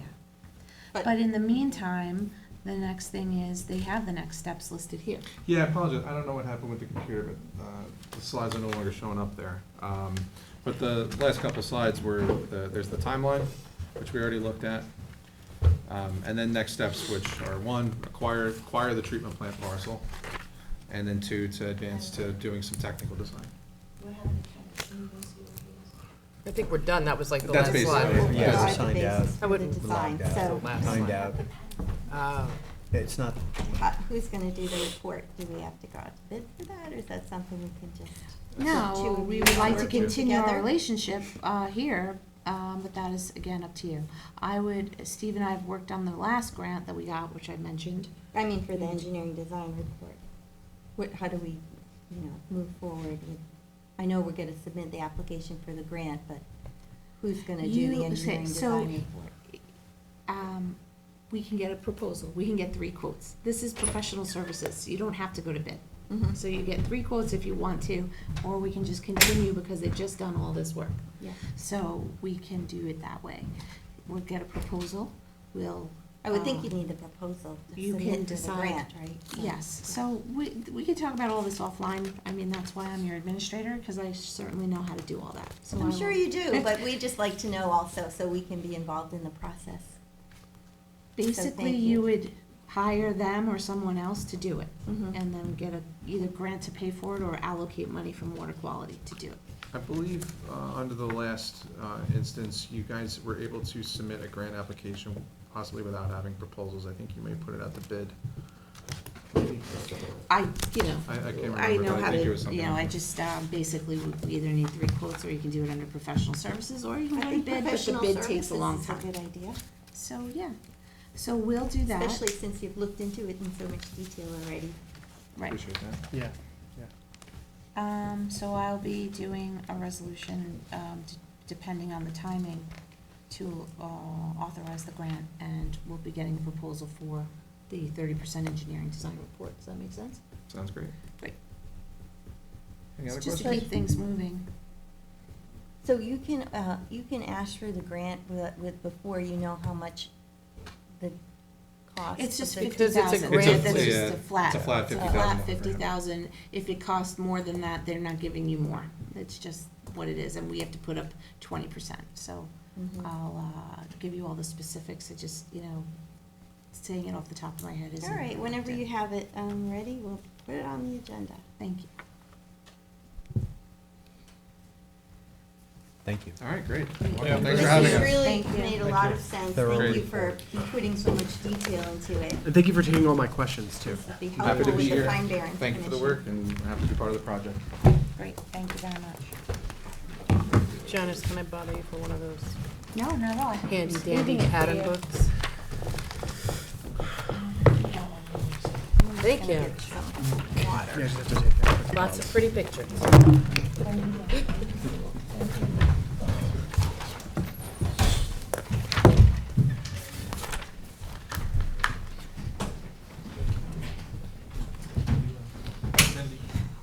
Hey, Bill. Good, how are you? What, have we had taken a break? Can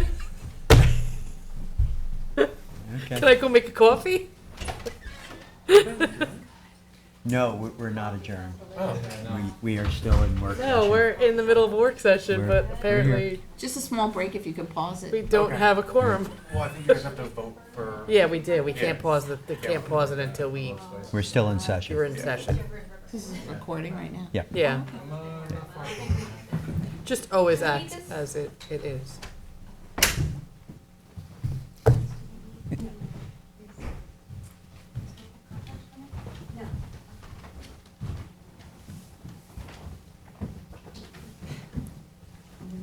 We're still live because we didn't.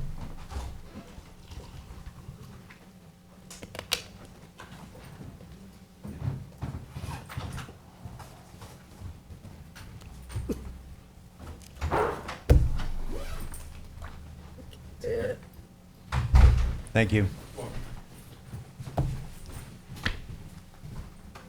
You got all my co-sponsor stuff? Yes, Thank you. Mhm. we did it all at one time. Perfect. We did a great job. Thank you. We added a few more for you, too.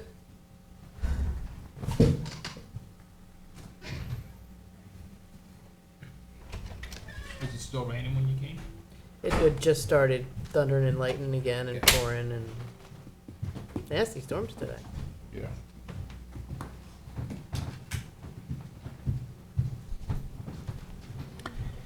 Point of personal privilege.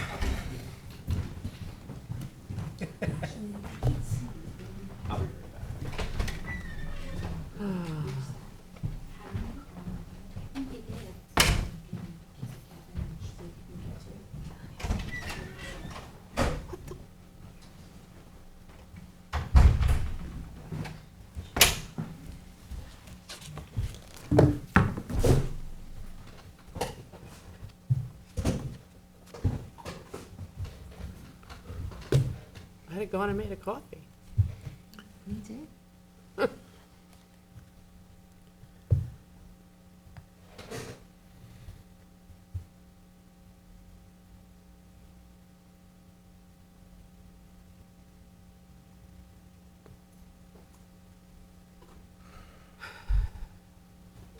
We're only, half an hour behind schedule.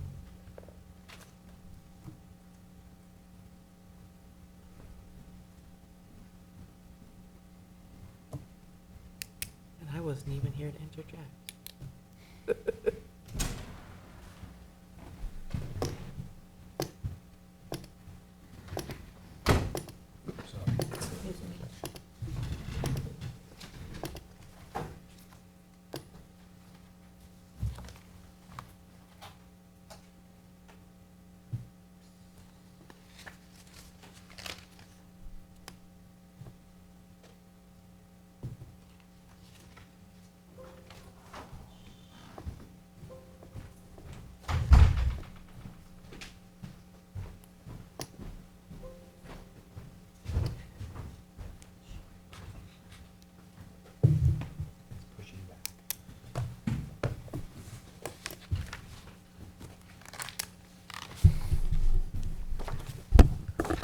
Is Historical Concepts coming for No. this? No. Okay.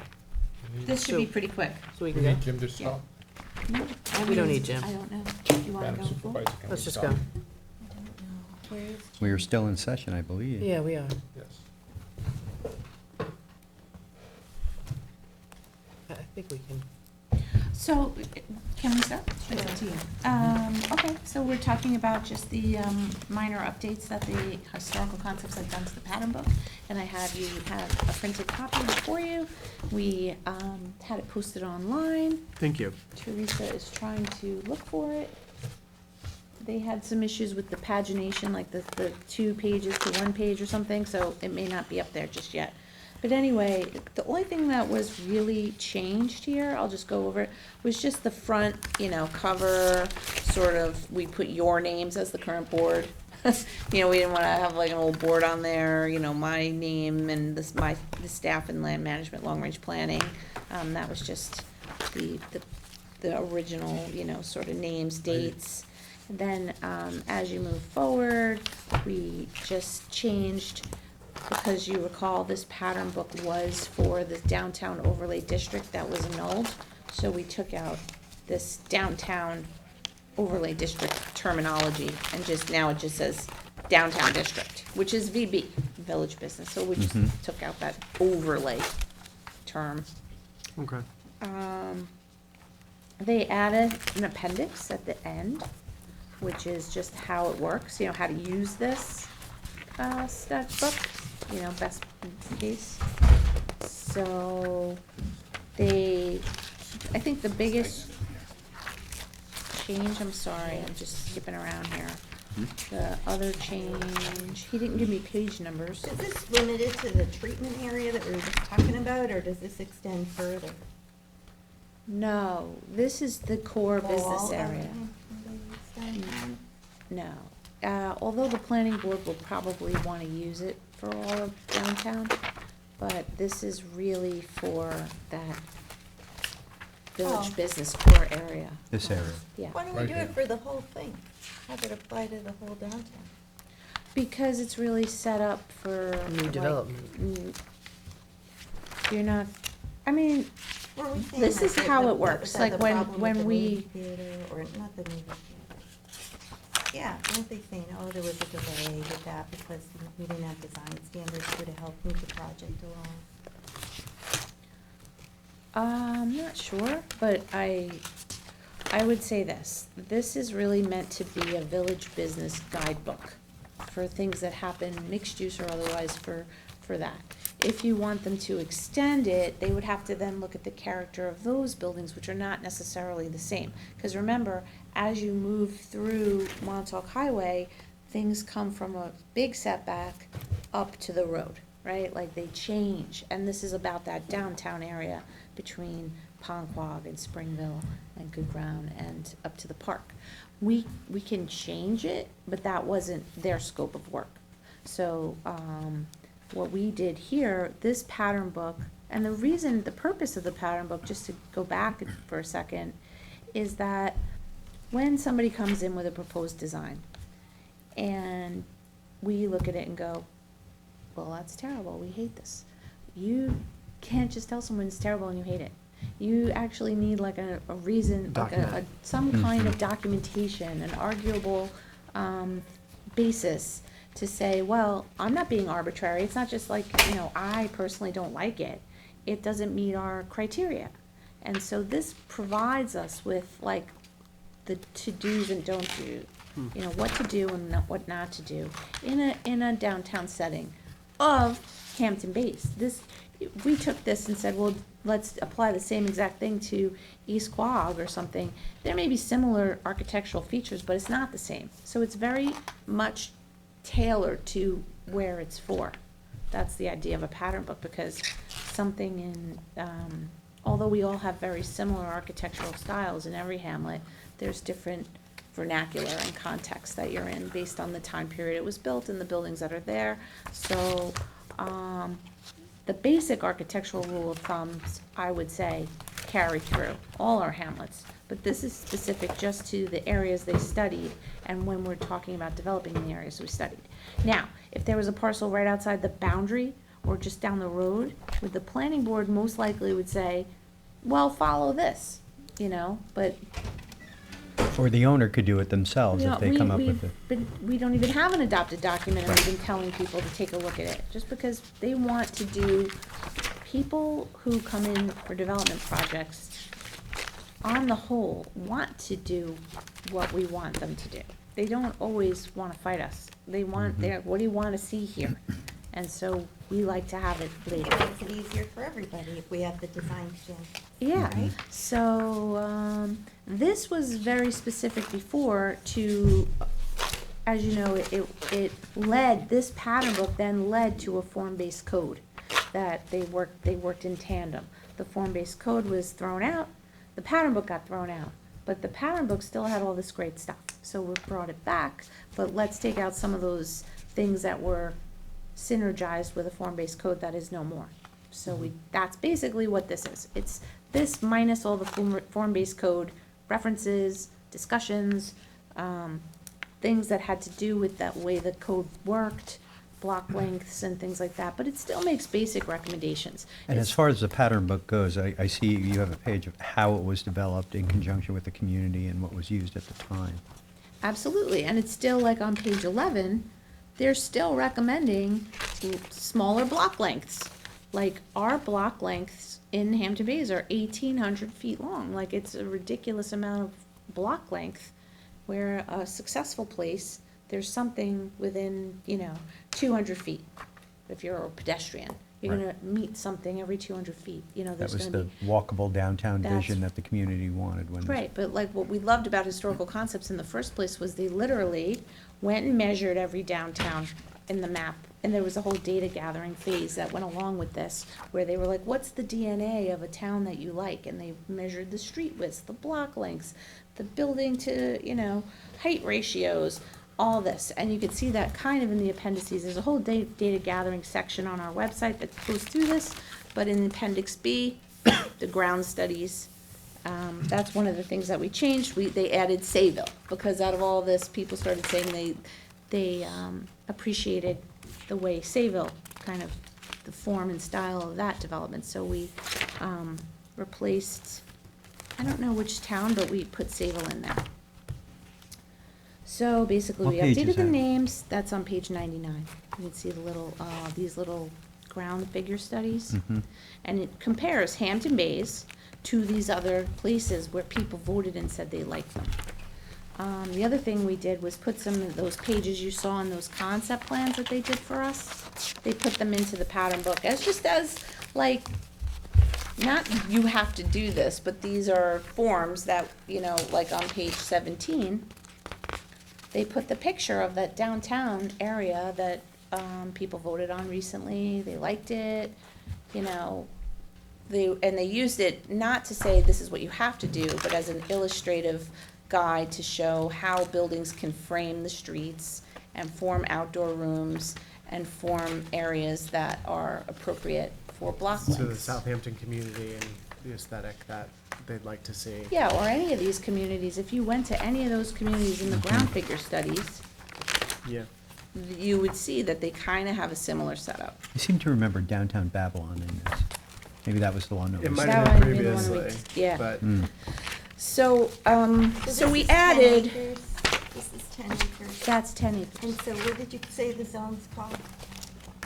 Village business? Village business, and so what's to the east and what's to the west? Is it also village business, or is it called something else?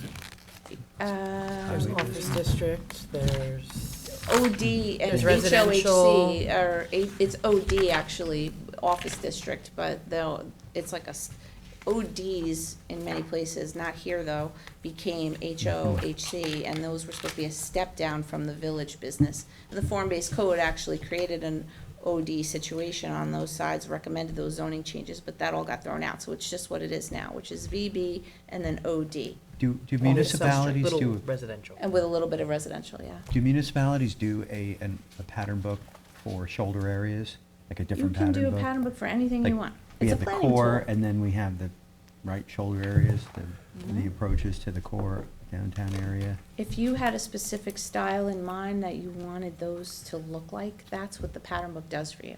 It tells a potential developer or someone who's just, they own the property for 100 years in their family, and now their grandson says, hey, I wanna build this. It's not just like, just make it up, like, well, if you wanna build that, it should look like X, Y, and Z. And those are the building styles we have in this pattern book. And there are a variety of building styles, it's not all Variety, one and they allow monolith, for yeah. modern, they don't all have to be traditional, but if you do it, there's, sort of guidelines, like good design elements for windows and doors, good design elements for how you design the cornices, the porticos, whatever it is, that, the feature of the building, how to do it. Really, it comes down to scale and, proportion. Because sometimes you see a building and you don't know why you don't like it, and it most likely is because it's not to proportion, it's not in scale or proportion somehow. And your eye knows this, but you don't know why. And currently, we're working under zoning from 1972, right, in Hampton Bays? Yes, yep.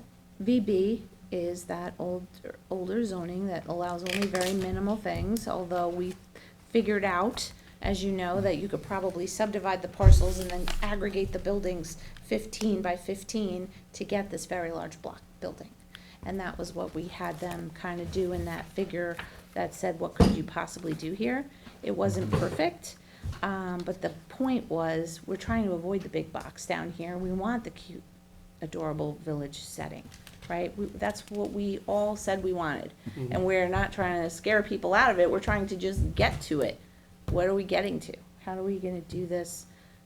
This pattern book is not about redevelopment necessarily, mixed-use zone. We've been talking about doing a mixed-use code for all the VBs and let someone come in and apply for something. But this is, if, let's say, the property owner, who we know, wants to redevelop down there, came in, we could hold up that potential plan against a pattern book and say, does it meet it or not?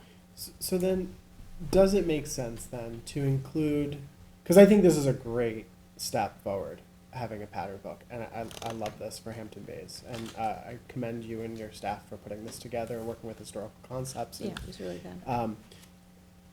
does it then make sense to include some of the existing downtown area where Francesca's is, where the the King Cullen is, and It- all that? it does. It does. Yeah. Okay. Well, this might have been my misunderstanding, but I thought we were expanding it to include not just the VB, but the OD, because why not? I mean, the sewer district is gonna encompass the whole area. Why wouldn't we, just encourage these similar designs throughout the sewered area? We can easily change the map and say it's applicable to the whole business district, but this doesn't entirely make sense for all the things in the whole business district, like King Cullen, like Stop and Shop. Those are big box, those are big Macy's. You would need a design pattern book for the big box. These are for cute little things, right? This isn't for the big box. So if you wanna do that, we could do that as an add-on, but that's not what this is. This is about that core little like village type Downtown. of feeling. And then outside of those areas could be much larger buildings, supermarkets, et cetera. And when we designed Stop and Shop, I was very much involved in that. And you can see, like, you'll never see a Stop and Shop on Long Island that looks like that. It looks like almost like a town, you know, it looks very different than any other one because we Sure. customized it. That, without some kind of pattern book or something that was a result of a lawsuit, so we were able to do that, but you would never be able to do that. They would not want to do that. I think it cost them like $1 million more to do that kind of level of design for their building. So, we can easily add an appendix or extra work for historical concepts. They're at the end of their contract. I would need to have a different contract with them to do something like that. Because when we said that they were gonna, you know, revise this, that's what I had in my mind. Obviously, no one else had it in their mind. So, I don't know, when we said we were revising it to take in a bigger scope, that's what I was thinking, but, And we can I don't if we wanna hold want. this up. It's our No, call. you can. This Yeah. is for this area. If you Just want to seems like expand it. everybody's just focused on that little tiny area. It's, Well, well, we're this more is the, focused on the area because this is the area that's right, Not basically developed. ripe for development, that's gonna be new, and, you know, everything else is kind of existing, and, you know, they'll do some improvements, but a lot of those buildings, like, the facades are historic, and it's like, Don't you'd wanna be lose that. changing the whole look of Hampton Bays if you try to get everything. no, but we could Same. easily, you know, say, well, what if the movie theater came in? You know, I thought the think movie theater would come in. it is in this, well, we kept Like it, it was in this drawing. it's in this whole area, and if they want to come in, they basically have to mass the building in a way that makes sense, as per the pattern book. The rule of thumb, the styles, the South Shore shingle, the colonial revival, there's these names that they came up with for the building typologies. And you can pick those typologies, and then once you pick that type, you then follow those guidelines. Yeah, So so you if know, you're when gonna- I keep the historic Hampton Bays, you know, features, which I think we're trying to do with this. I thought on the map, though, that maybe the movie theater was, but it's not. It is. It is, but It I'm is. saying if the movie theater, if you wanna get real specific, like the movie Where is theater, that map that we were looking at? Page 11, or? there's yeah, the one- movie one- theater's included, it's on the other, it's just at the, Page east 11. side of Springville, so it's in there. Oh, And page page 5. 8. My point is, if you want to get into the nitty-gritty Oh, of yeah. redesigning a movie theater, and No, that's different. I'm not saying that. Oh, okay. I'm just saying. But if the movie theater came in, theater's in, they're in. and So- they're in already, so they have to follow these guidelines. Yes, and they would have to pick a typology. Yeah. If they wanted to knock down that building, I'm not Mhm. saying they do, but Put a new- someday they or- came in and Or put a said, new front up. or put a new facade on top of it. They would have to say, well, we're gonna go with the East End colonial look.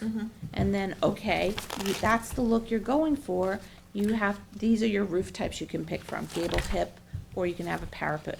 Your roofing has to be these shingles. okay. Your detailing needs this kind of cornice. And the Your location. windows have to be like this, if you choose this style. If you Right. said, no, I wanna be South Shore shingle, then we would say, your trim has to be wood.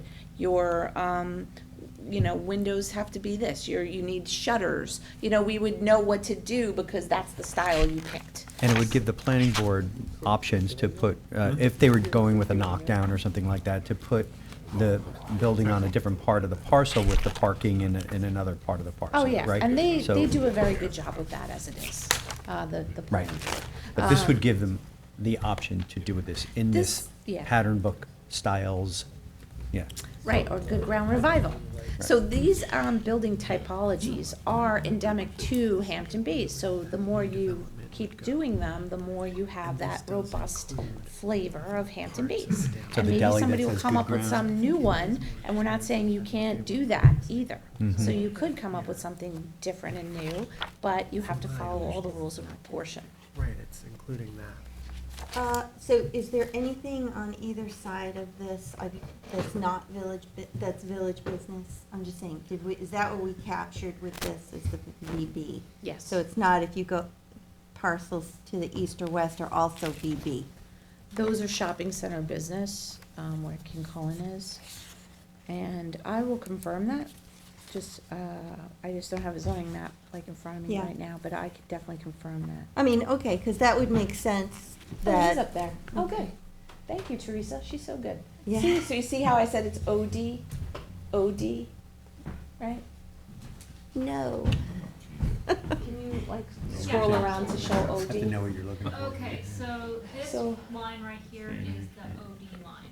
So OD is different, yeah. So VB, we're talking, this whole pattern book is for the Village Business District, which is that whole, just go around the whole perimeter, Teresa. So this, it come up and around to Good Ground Park, down Squires. Oh, it's across the street too, yeah. Yes, a little bit across the street, and then, these here, Francesca's, the bank, the new, physical therapy, and then down to Good Ground Park and the railroad tracks. Excellent. Mhm. So that's what this is talking about. Okay, If you want, if say someone came in for an OD parcel next door, the planning board would, I can almost guarantee, say, we We have to wanna look at see how you this. comply with the pattern book, cause you're right adjacent to this. yeah. And somebody may argue, but in the end, it would just behoove them to just design something that looks in keeping with that. So you could extend it out, but you don't have to. Would we need a we would need a resolution, right, adopting this? Yes. Yeah.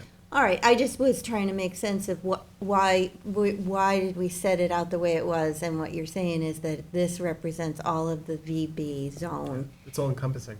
So to go outside would be to encompass a different zone, and that might require different design Right. standards. Okay, Exactly. thank you. Sure.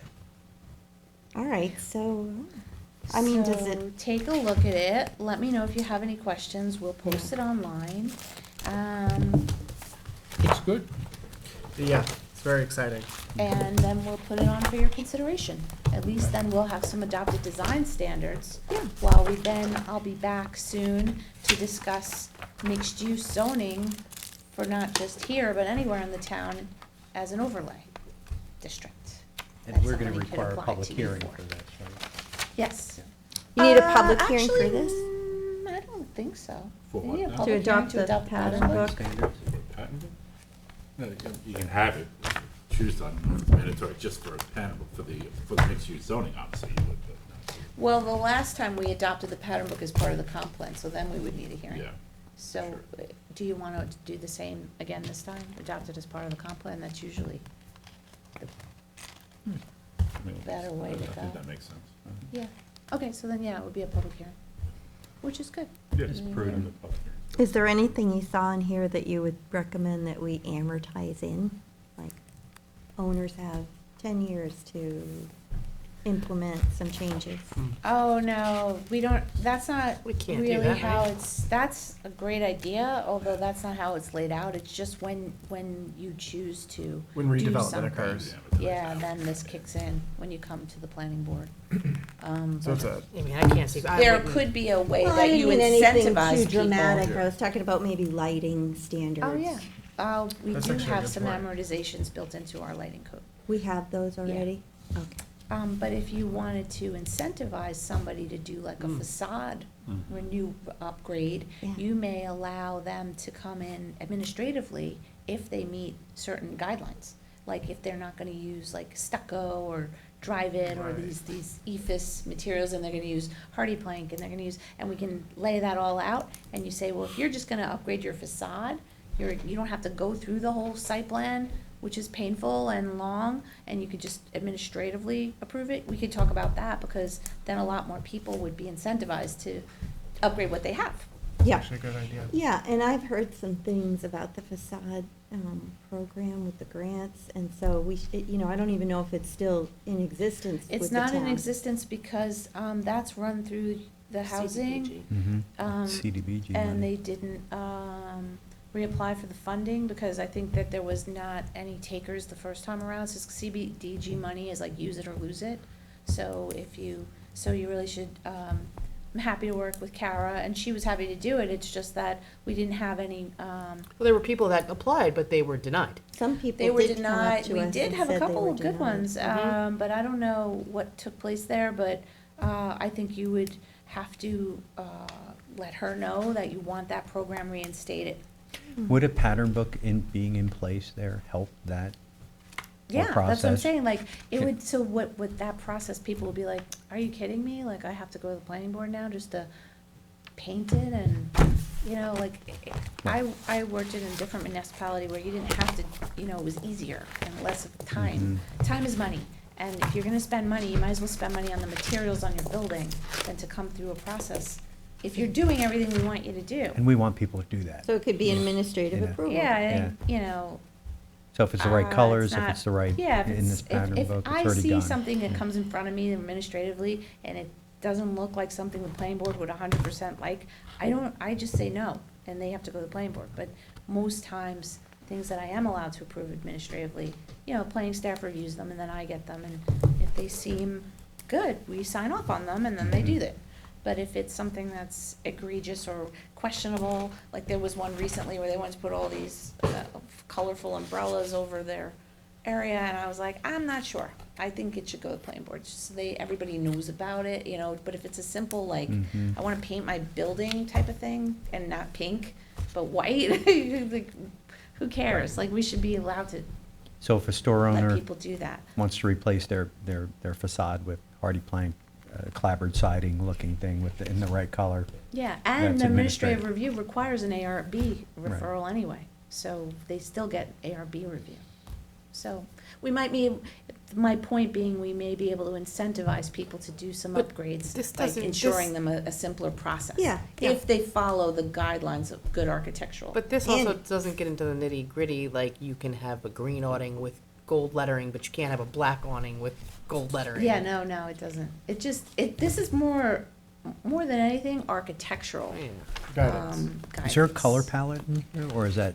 Yeah, no, that's. No, okay, right, that's- ARB, but they right. talk about the right kind of It's not like cornice or that. the wrong Okay. kind of cornice. The pork chop, Arguably, though, if Eve. if the planning board is using this, right, if a question comes up, they're using this to sort of make decisions, right, for the developer. And Or that's- guiding the developer to. Yeah. Right, because we never want to be accused of being arbitrary. Right. That's the whole thing. It can't just be your eye versus my eye. I Right. love modern and you love traditional, we're gonna clash. Right. Instead, it's sort of like, you own this piece of property and you should be allowed to do what you want to do. In keeping with. In keeping with certain design elements, as long as you do it in a way that makes sense Yeah. and looks good. We're Right. always just trying to get a really high quality aesthetic. All right, I'll talk to Kara about the grant program for the facades. Yeah, it would because be when nice she to get that re-ups, back in. if she could put it back in, that would be great. Good idea. And then we can create a little fast track process, so people get money Yeah, and they. fast track. That would be Fix it up. nice. I think Great. the approvals on it should also be handled kind of through that process and not arbitrarily by a single person. We did have like sort of it was first come, first serve, Yeah, and there was maybe 2 people that applied, so they would have both got it. But we had yeah. people that applied that were denied. Denied by who? Not me. No, but they were denied, and so they Right. never got to you. Oh, yeah. No, It should be, I you should think go we through the should- process and then, honestly, you should be- get your approval and then go say, now can I have money? Yeah. Instead of the other way around, right? Yeah, I Yes. think that would be the easier way. Having a pattern book seems part and parcel to such a program. Just where we want to be with this area, it would be good for homeowner, for business owners. It facilitates Landlords. investment. Yeah. People invest when they know what you want. Exactly. They don't want to keep redesigning their plans 10 times. So they will- Expensive. It's very expensive, so. So once we look at this, if we have any comments, we'll get them to you, but then what did we decide? We'll schedule a public hearing? Yeah, I could put it on for a public hearing, or we could do that, I didn't have that prepared for Tuesday, I could always do one to walk on if you're interested, or you want to take some time, I could do it for the next one. Yeah, maybe the next one. The so next we can one's look at fine. it. It's on the website too, this? It will be, if it's not already. It's not yet. They were just having some issues with the page layout, PDF thing, so There's a lot we of did manage pages. to get it printed. oh, because Oh, it's a okay. long. Yeah, it was Yeah. like 2 pages instead of 1 separate page. So they're just working that out with Paul Knight. Yeah. They replaced Patchogue with Sayville, because we said nobody really wanted Patchogue, because Who's Patchogue was Patchogue? too dense.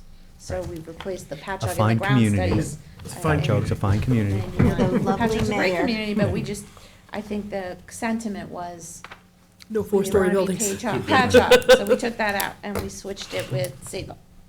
Sounds good. Okay, so let me know if you have any questions, I'm happy to answer anything else. Thank you so much. Thank you. Thank you. Okay, great, see you soon. Oh, let's see, that brings us to our, thank you, Janice, that brings us to our legislative updates.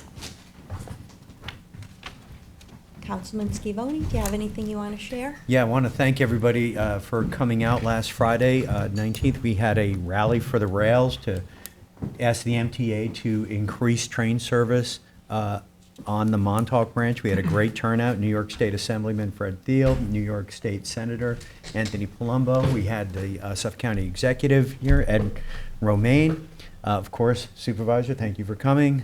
Councilman My pleasure. Usella, thank you for coming. We also had the You're welcome. Supervisor of the town of East Hampton come out with a quorum of her board as well. And we had 6 school superintendents as well as Southampton Hospital. We had members of labor as well, all asking for the same thing. We're asking MTA to put this line in their capital budget. We're not asking. We are demanding that they put this line into their 5-year capital budget to upgrade the Montauk line so that we can have a real commuter shuttle, a dependable commuter shuttle on the South Fork. So, we're creating this coalition, and, this is just the start. Yeah, please let So- us know if you have any other Absolutely. initiatives, because we certainly want to support them. We will. So we're enfranchising businesses as well as governments. The villages are on board as well, and we are going to be collectively asking the MTA for these upgrades. Also, all 12 school budgets in the town passed yesterday. That's Well, right. excuse me, on Tuesday. So that's good news. Little concerned about Riverhead, and that passed overwhelmingly as well. That's good. So congratulations Good to for our them. residents there. How about that big fish you caught? Can you tell us about that? No. That I don't was wanna a get- I big don't want one. to get, I don't want to get anyone jealous. Yeah. Got lucky. I have a few projects with the highway superintendent, and I'll be announcing exactly what we'll be doing that with them in the next week or so. They're so responsive, really are. Yes, they're very helpful. With this, anyone has a problem, they bend over backwards to fix it. Yeah. Try to do what Much they can. appreciated. They check with me every morning. 7:30, I get a phone call from the highway Yeah. about the traffic. Today was really bad. And that was bad this morning.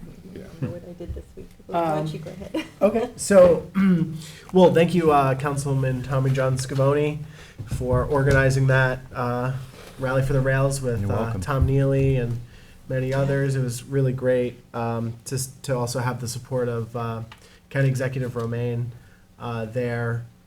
Such an important, and also Senator Palumbo and Assemblyman Thiel. Really, we wouldn't be where we are without Assemblyman Thiel and his tireless efforts to get the funding that we need to continue the services and provide greater access to working people. This past week, thanks to the support of my fellow board members here, we passed a resolution to establish a joint committee for the future of Eastport. Eastport is a hamlet situated in between the townships of Brookhaven and Southampton, and I'm proud to say that Councilwoman Karen Dunn-Kesnig in the town of Brookhaven, who is the 6th council district representative, will be meeting with her. And they also passed a similar resolution memorializing what we did here so that we are able to establish this committee jointly. And we have a couple of individuals that we are considering to appoint. There will be 2 people from Southampton, 2 people from Brookhaven. And we're looking forward to this. We think it's going to be a nice addition to, creating a synergy between our 2 towns, Brookhaven and Southampton. And I think it's an excellent effort to show our commitment to the people over in that hamlet. Also, we will be having Battle of the Bands on June 7th. I will be a judge, and that will be June 7th at 7 at Ponquag Beach. So come on down for some music. And I just want to give a shout out to Chris Jones of East End Arts. He's helping out some of the bands that are going to be performing. It's a great way for our youth to express their talents, their musical talents in particular, which, as you know, I am a musician as well. And So you'll be judging, you said? I will be judging. Oh. Yes. Yes. Great. Yes. Hopefully nothing more than that. So.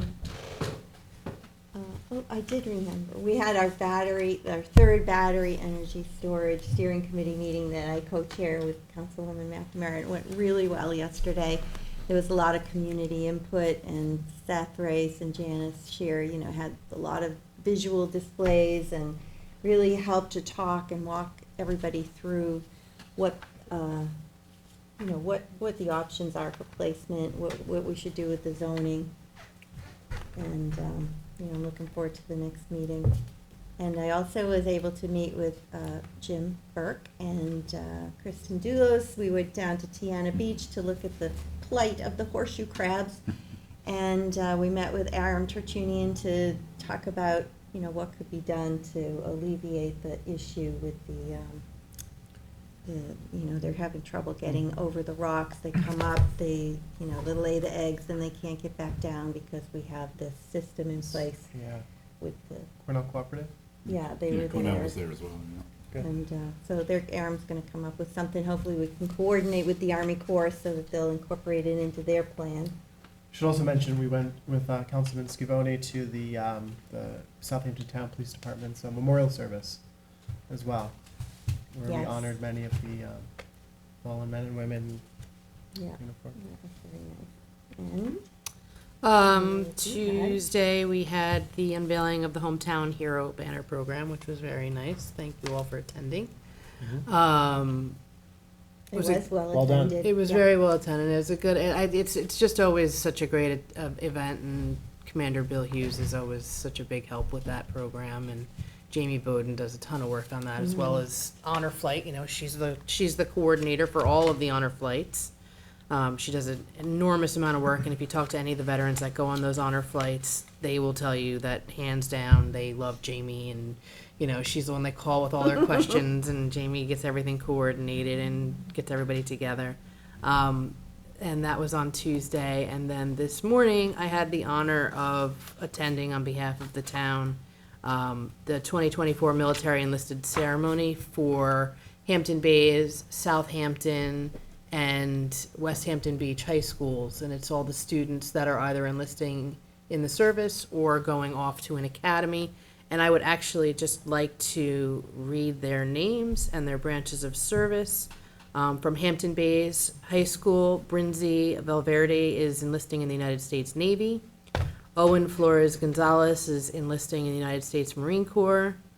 Jacina Maldonado is enlisting in the United States Marine Corps. Osmond Milian is enlisting in the United States Marine Corps. Carla Chavarria is enlisting in the United States Marine Corps. From West Hampton Beach High School, Cole Brewer is enlisting in the United States Coast Guard. Trevor Hayes is joining the United States Naval Academy. Abraham Jara is enlisting in the United States Marine Corps. Riley Miller is joining the United States Coast Guard Academy. And from Southampton High School, Jocelyn Soledad is enlisting in the United States Navy.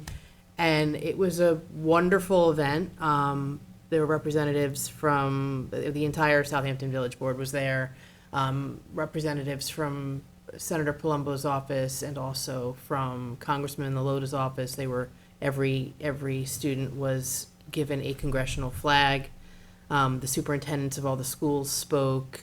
And it was just a really nice event. And one of the most touching moments of the ceremony was there was one student, because as they brought each student up to receive their, awards and gifts from both the Southampton Town PBA and the Southampton Village PBA, they had their families come up and they took pictures with the superintendents. And there was one student there whose family, for whatever reason, couldn't be there. And the veterans, Commander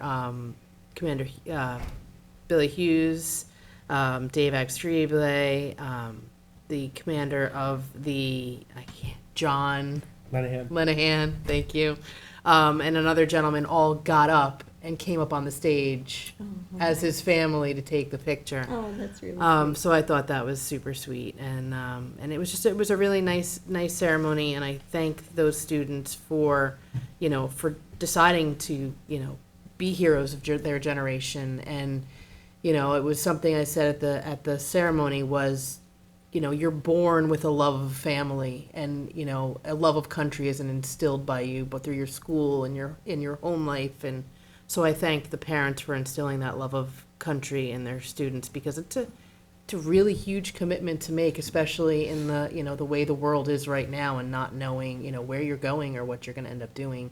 It's really a huge undertaking. So I want to thank them and their families again, and I want to remind everybody, this weekend's Memorial Day weekend.